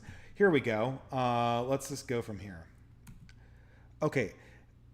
Apelian Multimedia for $10 USA. In my opinion, the last great cultural work was George Lucas's 6-movie Star Wars saga, as of 2005. Oh, come on, you're including the prequels? It often gets lumped in with the Hollywood comic book dreck. But as a single artistic work, no other piece of media comes close to the scope of its auteurish vision or technical innovation. I dare any hater to do better. Well, this is really I can tell that you're a Zoomer, not a millennial, because you actually like the prequels. The prequels are They have their moments, don't get me wrong. They're not completely they're not complete wastelands like the Star Wars sequels are. But the prequels are deeply flawed movies, and they lack the vitality and the tightness that the original Star Wars had. And I don't know. I mean, I think that you could have made better movies. Like, if you wanted, no one will ever, unless you have living memories of being a Star Wars fan before The Phantom Menace, I don't think you really realize what Star Wars meant when it was just a trilogy. As just the trilogy, it was pretty much, I mean, it wasn't perfect. Obviously, Star Wars is kind of a shitty science fiction movie from the 70s, and it's thoroughly boomer. And in many ways, it might not survive the 21st century. But at least in the 1990s, for what it was, Star Wars was a perfect cinematic creation. And and the existence of the prequels really tarnished that. After the prequels, it became very much a corporate product. I know it wasn't Disney yet, but I mean, like, you would have tie-ins with Pepsi all the time, and like whenever there was a Star Wars released, all of like McDonald's would have Star Wars toys, and it was a very very commercial product, and the movies themselves were they were just entirely confused. Again, they had their moments, but they were very confused texts, to use a pretentious academic word. So I get you. Revenge of the Sith had its moments. I'll say that, but to me, Revenge of the Sith was very, very thoroughly a movie that came out in the 2000s. And another one that's very similar to that, Spider-Man 2. Spider-Man 2 and Equilibrium, and I'm trying to think of another one off the top of my head. It's not coming to me. But these sort of action movies from the 2000s, they are very, very thoroughly of the 2000s. You couldn't make Equilibrium in 2014 or Spider-Man 2 in 2016. They're very much a product of that era, but they also don't have the same kind of innocent life to them that earlier action movies did in the early 1990s and the late 1980s. They're self-consciously big extravaganzas that people are going to be camping out in front of the theaters to go see on the first day. And because of that, something about them is kind of lacking. The one action movie, though, come to think of it, from that period that certainly will live on into the future is Children of Men. Not really an action movie, but just because of its incredible prophecy, it feels more and more like that's the world that we're moving into in 2022, much to my chagrin. But yeah. Next super chat. Darth Kilhoun for USA $3. Dave, in my writing, I want to incorporate Catholic social teaching, but also things like sin. I have two of my characters fall to lust and later confess penance for their sins and marry. Would this be promoting degeneracy, even if the story says that it is evil and they should be avoided? I don't know if I should cut it or leave it in my book series. I wanted your input. Well, I think that's perfectly fine, Darth Kilhoun. I mean, that sounds like sexual immorality is a common feature of just realistic fiction. I mean, sexual immorality is a reality of existence, right? It's a reality of the existence that we occupy on a day-to-day basis. By depicting it, you're not necessarily promoting it any more than you're promoting murder if you have a murder take place in your murder mystery. I always advise people to just, and this is something that maybe comes with age, but you really want more morality to emerge organically from the plot of a story. You really want your opinions as an author and as a viewer to be something that emerges organically from the characters' actions and from their words. Don't tell me that it's immoral. Just tell me the character, how the characters are changed by it, and let the audience conclude that this is good or bad, or ask the audience to struggle with that. I think that's a much more powerful way of portraying things. So much of the issue with sort of modern media is that it was created by boomers that had kind of misaligned morals, and so they necessarily romanticized things that shouldn't have been romanticized, and they didn't tell the truth about things that shouldn't have been romanticized. I always think about this movie called An Education. It's a British movie about a British girl growing up in the late 1950s when they were still rationing in Britain. People don't realize that war rationing carried over throughout the entire 50s. And she lives this sort of humdrum existence as part of a lower middle class family. And she's trying to get into a good college. She's a very good student. And she falls in with this older man who kind of takes her under his wing and shows her all of this exciting stuff. And in the end, she's kind of betrayed by this person who kind of leaves her high and dry and not really knowing what to do. She leaves school to sort of pursue a relationship that doesn't work out. And I remember thinking to myself, what makes this movie so effective is that in the first part of the movie, you're sort of led to believe that this is a 1960s boomer narrative of coming out of your shell and realizing that your staid old existence as a British middle class person is just not enough and you want more. But actually something much more real is going on. And the movie offers very little in the way of moralism in what is really just describing a failed affair. But it really makes you feel how damaged this young girl is by this failed affair, and how it takes a certain amount of repentance and re-examination and maturity to not let this be the end of her. And I think it's that kind of transformation that people really need to hear about. Moralisms applied after the fact get dismissed by the cynical people of the millennial and Zoomer generations.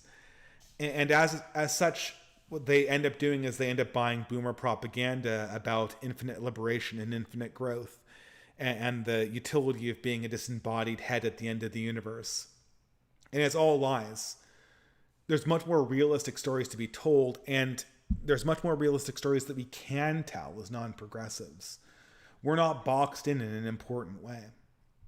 So I would really, I always recommend for realism. Look, Gothic aesthetics and romanticism, they have their place. They're really powerful. But always make realism your anchor. Surrealism takes a lot of talent. You know, I like surrealism. I like things that are really wacky too. You know, we have the Illuminatus trilogy and Gravity's Rainbow.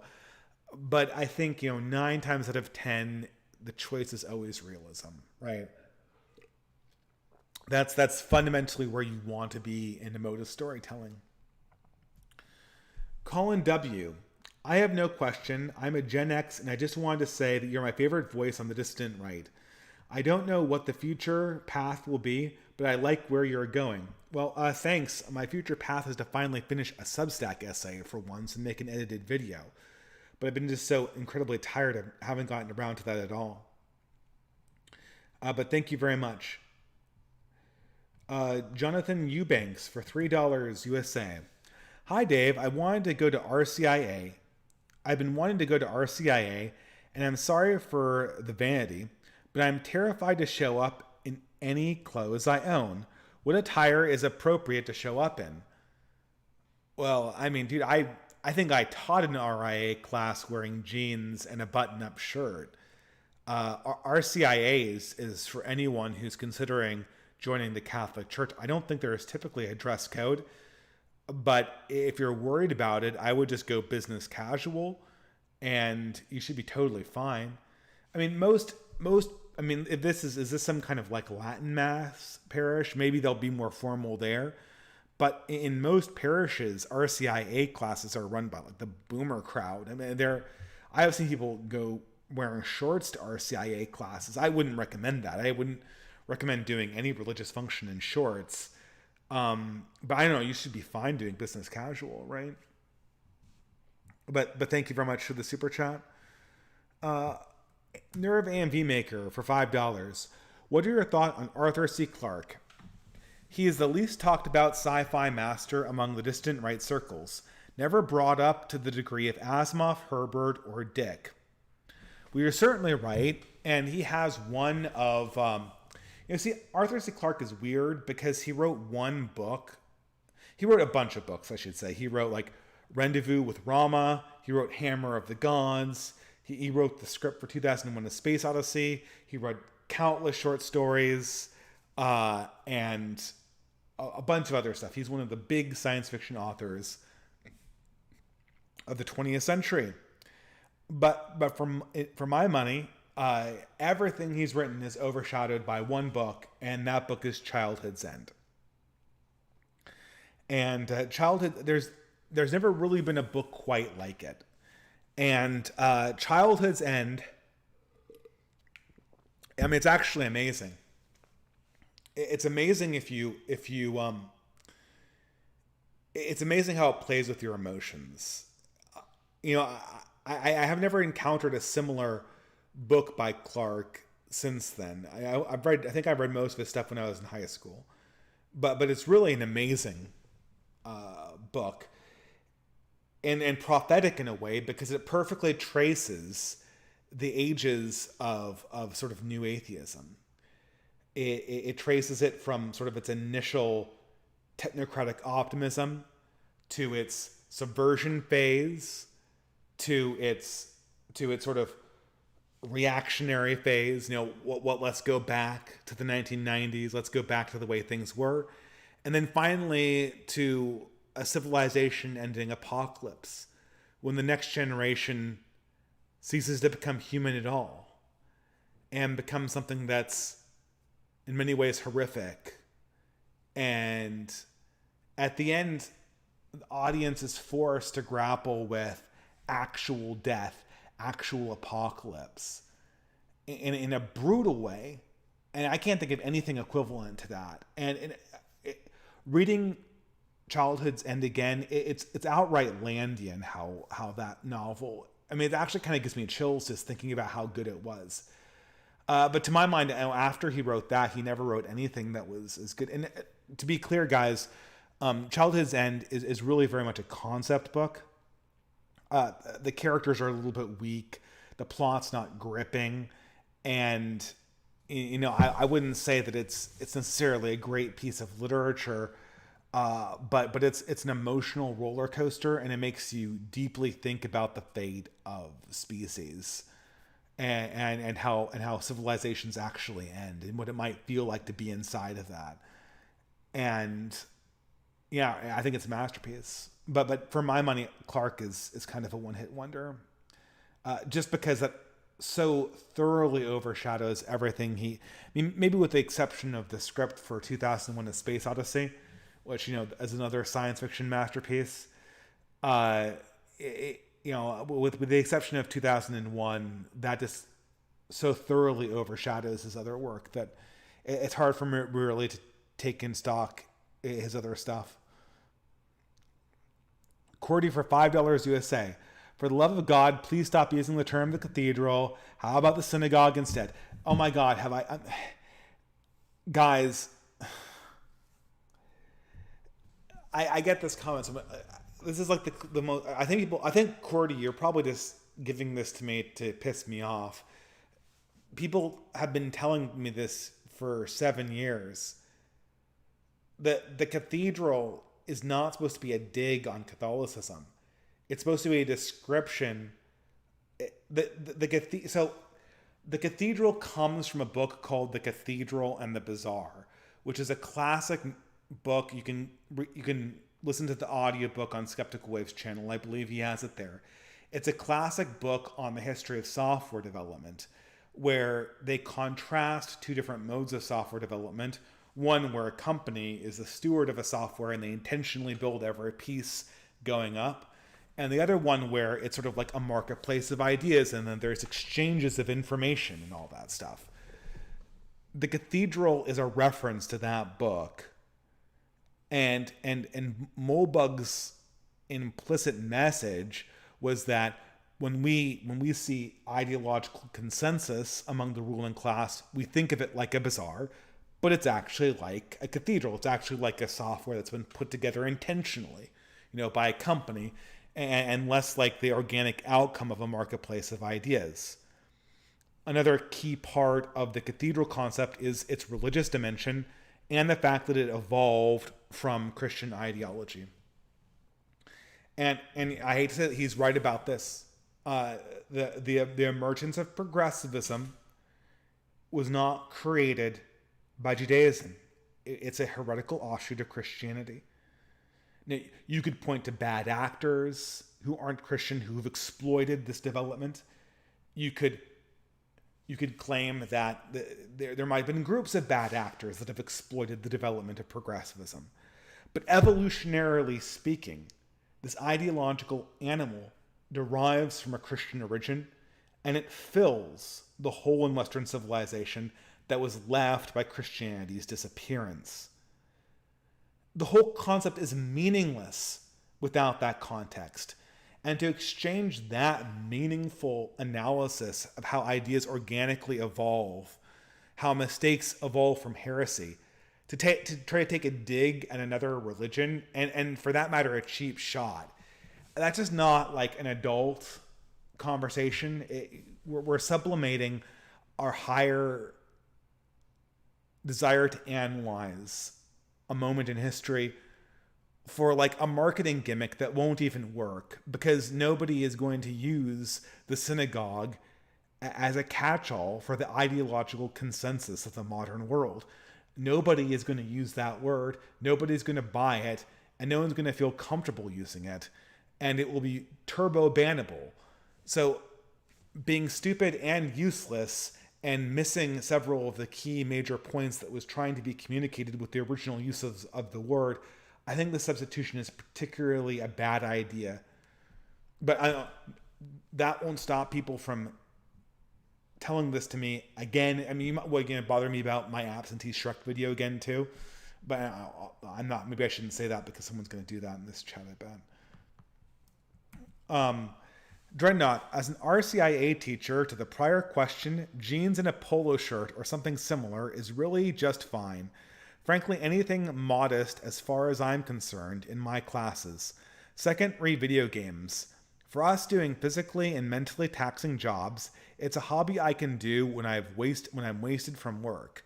Yeah, that's actually a good point about video games. So, Dreadnought, thank you very much for the super chat. You basically answered it the same way I just did. But about video games, that's the reason why I don't play video games. It's because I stare at a screen at work, and I'm so tired of staring at screens that I just don't want to do it anymore when I get home.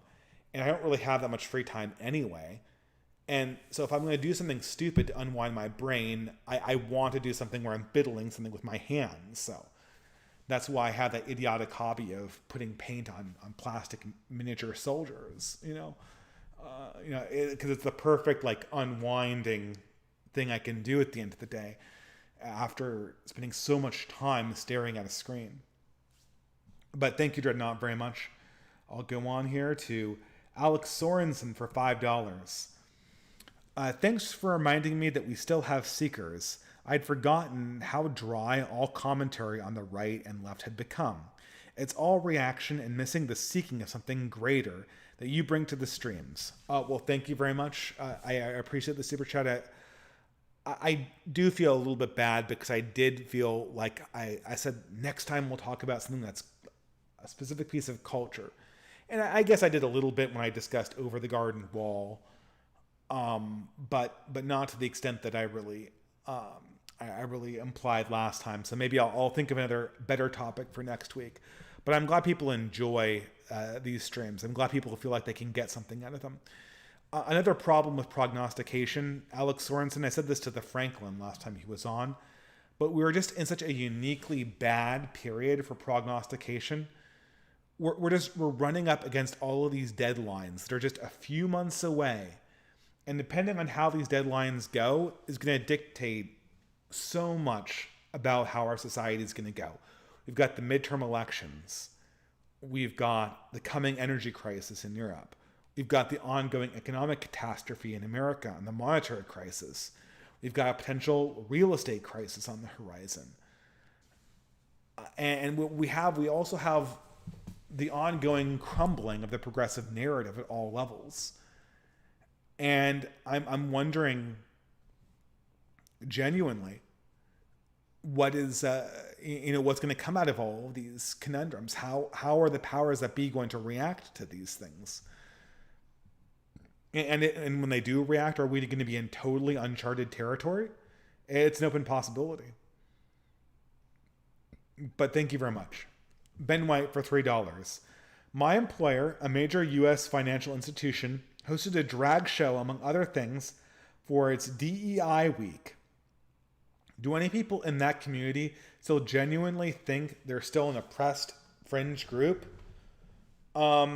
Well, they believe that's what they tell the rest of the world, but I think that the idea of them being oppressed is feeling a lot less fresh than it used to.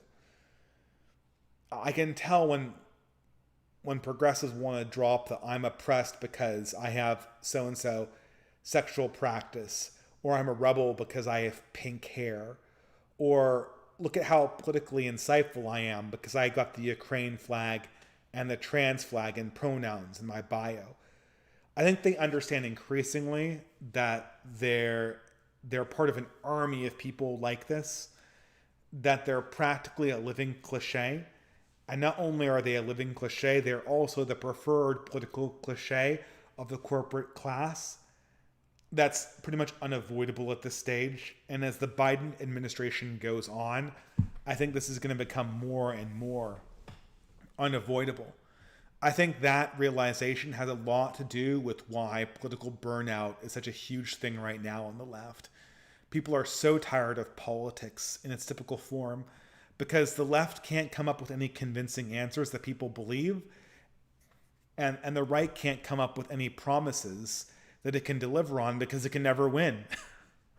And we're too hyper aware of its cope strategies when it fails to take them on seriously anymore. We're no longer in the just wait till next election.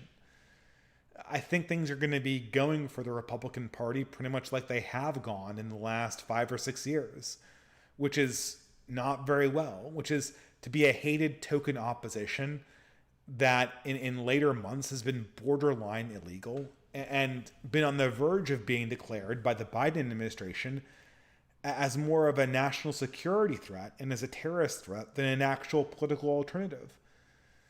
In that context, what interesting conversations are there to have over politics? Absolutely none.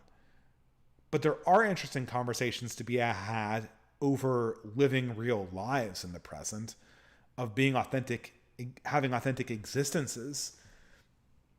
And, I feel having a glass of wine and a family and prospects as a middle-class person is way more authentic than these sort of contrived Tumblr identities that have now become semi-autonomous in areas like TikTok. It's just more real. These people don't exist. I mean, it sounds horribly condescending, but these people have turned themselves into ideological echoes of other people's ideas, and it's really, really sad to see. Anyway, I'm going to go on the super chats. Nerve AMV Maker for $3. Last piece of truly meaningful art for me was The Road. Oh, well, that's a good one too. The last truly meaningful piece of art for me was The Road by Cormac McCarthy. I think that's fitting. Cormac McCarthy is one of the last great American authors. And as pointed out by Mim the Dwarf, he is also one of the last authors that truly inhabits the space of American Gothic fiction. Well, you could argue Joyce Carol Oates, but I don't know. I don't know if I can really respect her after viewing her Twitter career. Uh, it's interesting. But yeah, The Road is a masterpiece. Blood Meridian probably will go down in history as his best work. And of course, No Country for Old Men, because there was the movie made after it. And, he's a great American author. I really do believe Cormac McCarthy is up there. He will be remembered from the 20th century. Or in the case of The Road, the very early 21st century. And also a prefiguration. The Road sort of hangs heavy above all of our heads. For those who aren't aware, The Road is an incredibly unromantic portrayal of a post-apocalyptic America. Forget all this like Last of Us. It's like a camping trip with zombies. This is like people are actually dying and facing down the prospect that there is just no hope, and that you're just counting down time until you're all going to die. I don't think we're going to arrive at a world like The Road, but I think the prospect of The Road is what looms in the mind of all refugees when they're genuinely refugees in a time of uncertainty. When my grandmother and my father fled the Red Army in World War II, they had nothing. They were hoping there would be food in the places they were fleeing to. They were hoping there would be accommodations, but they didn't know there would be. And they existed. They just got lucky. And anybody who's in that situation can imagine things ending in total despair and being sort of cornered by the reality of an impossible situation where survival might not even be an option. So that, yeah, absolutely agree with you, Cringe Walker. That is one of the last great pieces of American literature. Most people believe in a progressive... Sam Day for $5.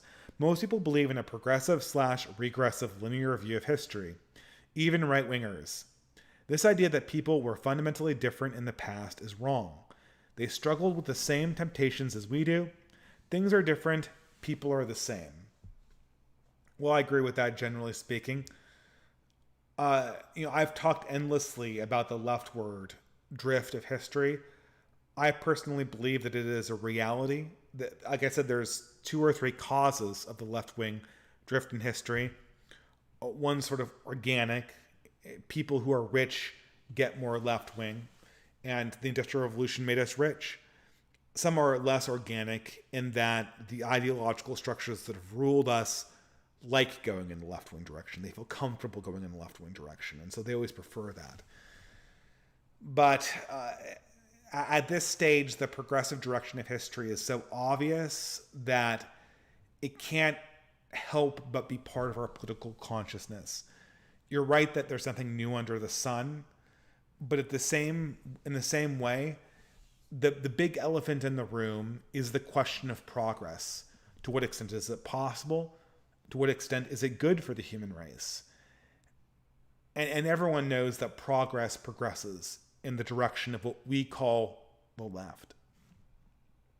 We might be coming to the end of this process, but its existence is not something that we can discount from our political conversations. Not very easily, certainly. But thank you for the super chat. Aplia Multimedia. For $5 USA.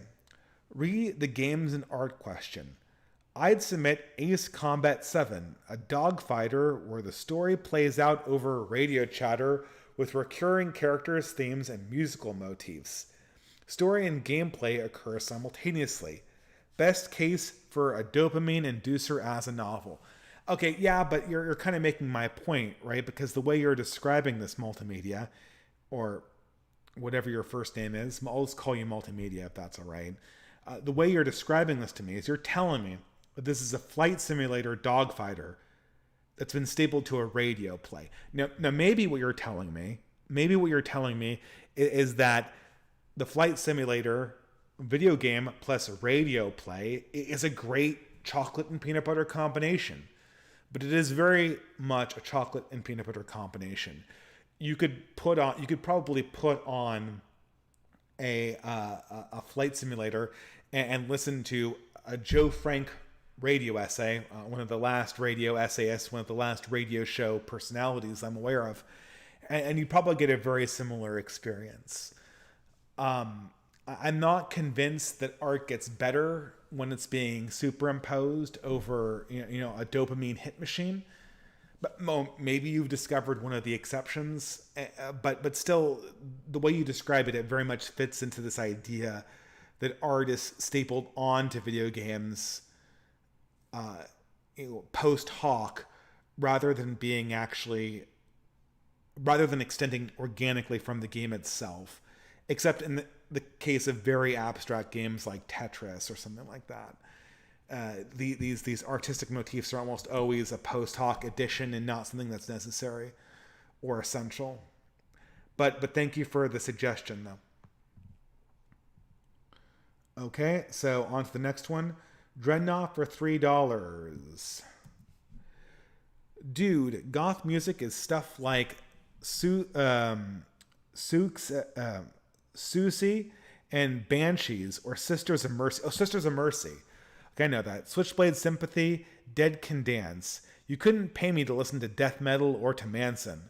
Okay, so I know that. That's more like, I believe that's sort of the more mournful, emotional, goth music. I get that, right? Wasn't like Night Voice one of those bands as well? More Euro stuff, I think, is what you're referring to. Yeah, totally. And, I don't know if I have a lot to say about this genre. It was never really my thing very much. But I get what you're saying. We are sort of the generation of ghosts. We are sort of the generation that was buried with their parents. And as such, it sort of feels appropriate. The gothic motif does feel appropriate to our age. My only fear with the sort of more emotional stuff I've seen from some goth rock is it can feel a little bit emotionally contrived at times. And I'm always very sensitive to that kind of artistic defect in things, which is why I always preferred sort of the more rough shoegazer variety of music. But thank you, Dreadnought. Leo John Guned for $10 USA. Hi, Dave. I found out Fiverr is really profitable if gamed right. I'm going to utilize my entire extended family's right-wing Discord friends' talent in singing, writing, drawing, etc. to net us a huge amount of income. If this works, I'll try scouting out other dissident right groups to join the pirate crew. Well, is there a way on Fiverr that you can tell me who the right-wing creators are? I would love to support them. I don't have a ton of extra money right now, but if I'm going to buy art, I'd much rather buy it from somebody who's not a progressive. I know that the Franklin got his concept art from Fiverr as well. So there's a lot of people doing great work there. But thank you for the suggestion, John, or Leo, I should say. And I'm going to move on because my voice is going quickly. Multimedia. Aphelia Multimedia for $3. I can tell you and I could argue Star Wars for a very long time. I'm not a Zoomer. I'm 32. Instead, I leave you a thanks for your time and $3 more. Get some sleep. Well, thank you very much for a question that I don't have to answer. I don't know. I like early Lucas a lot more than later Lucas, and I'm not even really that much of a Star Wars fan. I think that my wife loves Star Wars. My wife really loves Star Wars. I don't know. Yeah, I mean the other problem with the prequels is they came out at the same time as Lord of the Rings, and the Lord of the Rings trilogy was just so much. I mean, it has its flaws too, of course. You can rewatch it, and some things just don't hold up after 20 years. But still, compared to the Star Wars prequel movies, the Lord of the Rings trilogy was so much stronger than the alternative that it really overshadowed it. Okay, well, thank you, multimedia. And I'm going to go on here. Glow in the dark for $3. Sometimes games, movies, and books are a creation of their era. You can't truly mimic it because the mindset and the materials are different. You can use it for inspiration, but you can't really catch the essence. Yeah, and that really happened with rock and roll. Rock and roll in my lifetime went from something that was a living thing to something that was distinctly period. To be a rock and roll player in the modern era feels like the same thing as being an old time fiddle or banjo player or a jazz musician, like a 1930s jazz musician. You are participating in this genre that is itself from a prior era. And you're using that prior era's artistic spirit as a personal motif for your artistic project. But its ability to really drive the spirit of the age is no longer an option. That's very much my sense with rock and roll and a lot of different things. Hopefully superhero movies will be in that category very soon, God willing. Um, I don't know if this is a super chat. I'll answer it anyway. Dave, what are your thoughts on the Twitter video going around of the 21-year-old individual who was on hormones for 5 years getting dogpiled by the left? They sounded resentful and regretful of their fate. Yeah, so this is this horrific video. There was this video that went around of this girl who she transitioned to be a man very early in her adolescence and had gone on testosterone and ended up being like 21 years old, bald, short, and this incredibly effeminate looking man, basically. She looked like a very, very, very effeminate, fat man who would have an incredible difficult time attracting women or being considered a manly person in masculine circles. And you're seeing this person and your heart just goes out to them. But that's not we've seen tons of these detransitioners. The real eye-opening thing about this was that you could see all of these horrible people like Keffels, who we knew was horrible, and really all the progressive usual suspects and even ContraPoints. And they're just sitting there going, loser. Oh my God, look at the ugly complaining about being ugly. Oh my, you deserve what you're getting. You didn't put enough time into self-care. Basically, it's like pull yourself up by your bootstraps, loser. And it's because they're no longer progressive. Now every single progressive person is dogpiling them on and heaping the cruelest language imaginable onto this person who's experiencing the very dysphoria they pretend to sympathize and empathize with so much when it pushes in the direction that they want. My opinion of ContraPoints has just been completely cratered. I used to view them as a victim of modernity, but I don't know, maybe they turned into a callous narcissist. Maybe they've always been a callous narcissist. But whatever happened, this is where they ended up. They ended up a person who can't even muster sympathy for the very condition they're suffering through. When the person in question is ugly and has the wrong political opinions, then all of the empathy evaporates. It's like there was this debate about Christian forgiveness between people, Christians forgiving murderers who kill their children. And a lot of people say that this is sort of an affectation. This isn't real. And to be true, to be certain, you should forgive everybody who's seeking forgiveness. But oftentimes there's this weird political dimension where you have progressives forgiving child murderers and rapists 3 hours after the crime they've been arrested.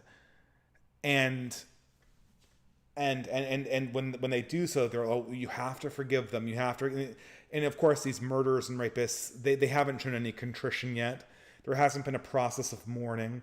The bodies in question are sometimes not even cold, and the forgiveness just comes pouring forth from these mouths.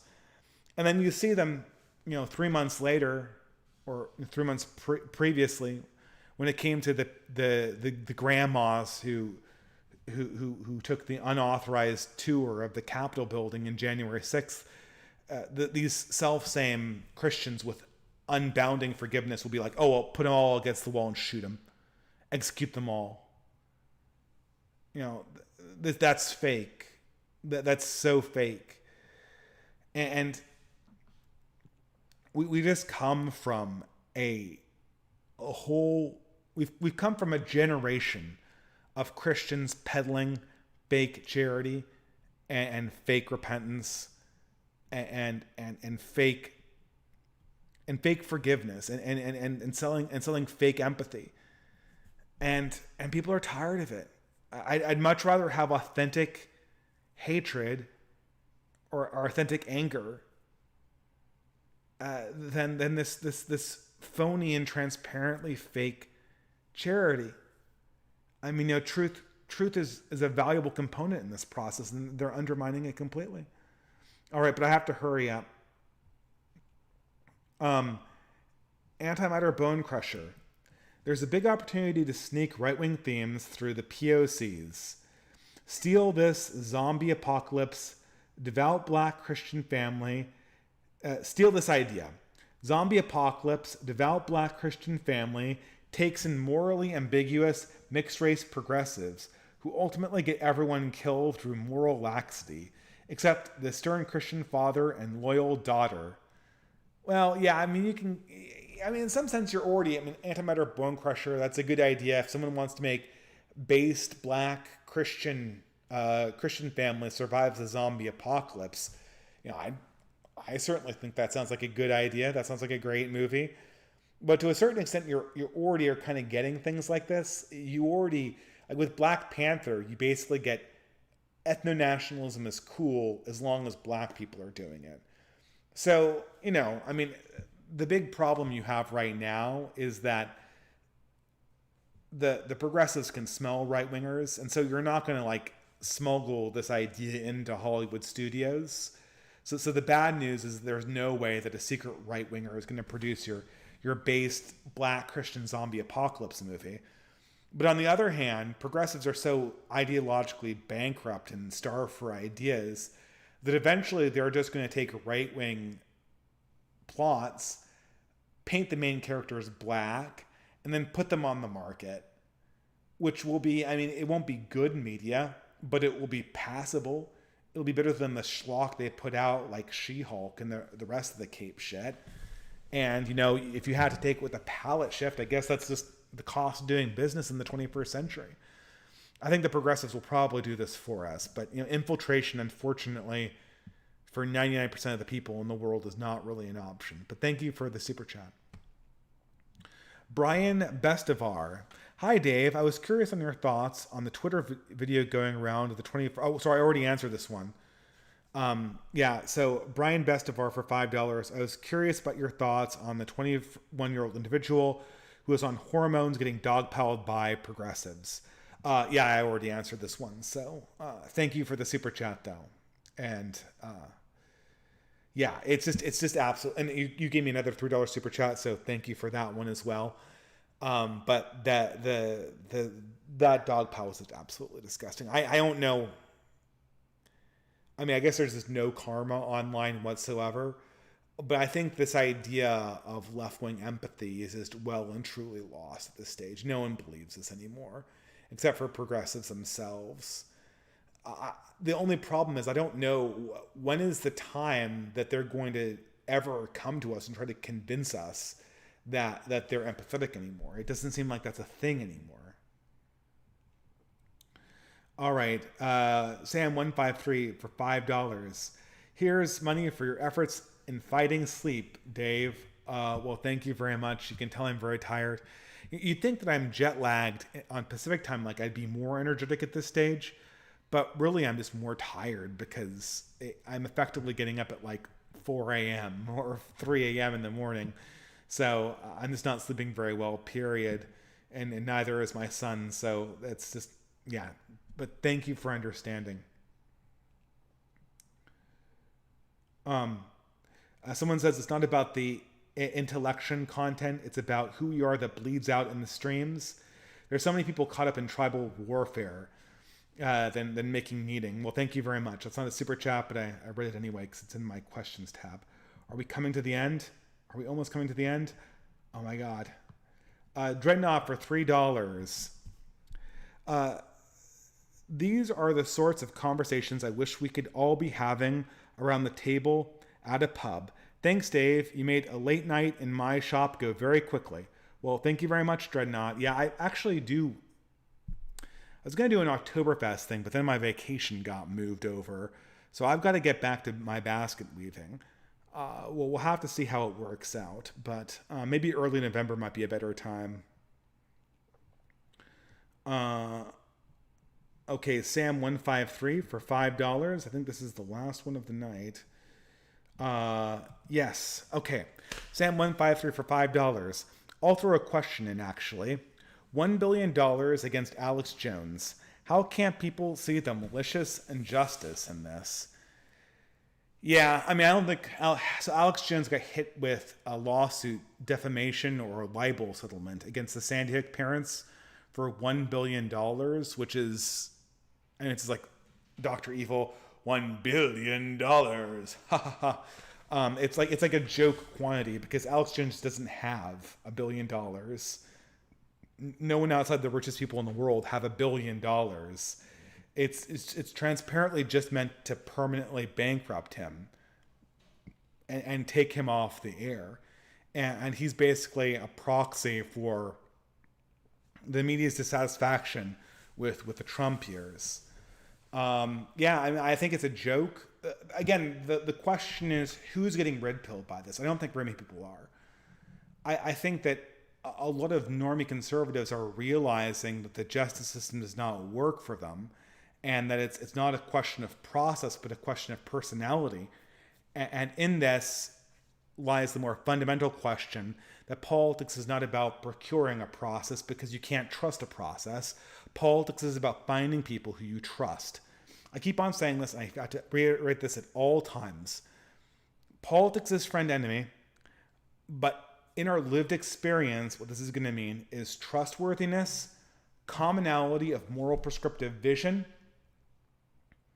and then our ability to faithfully adhere to that assertion.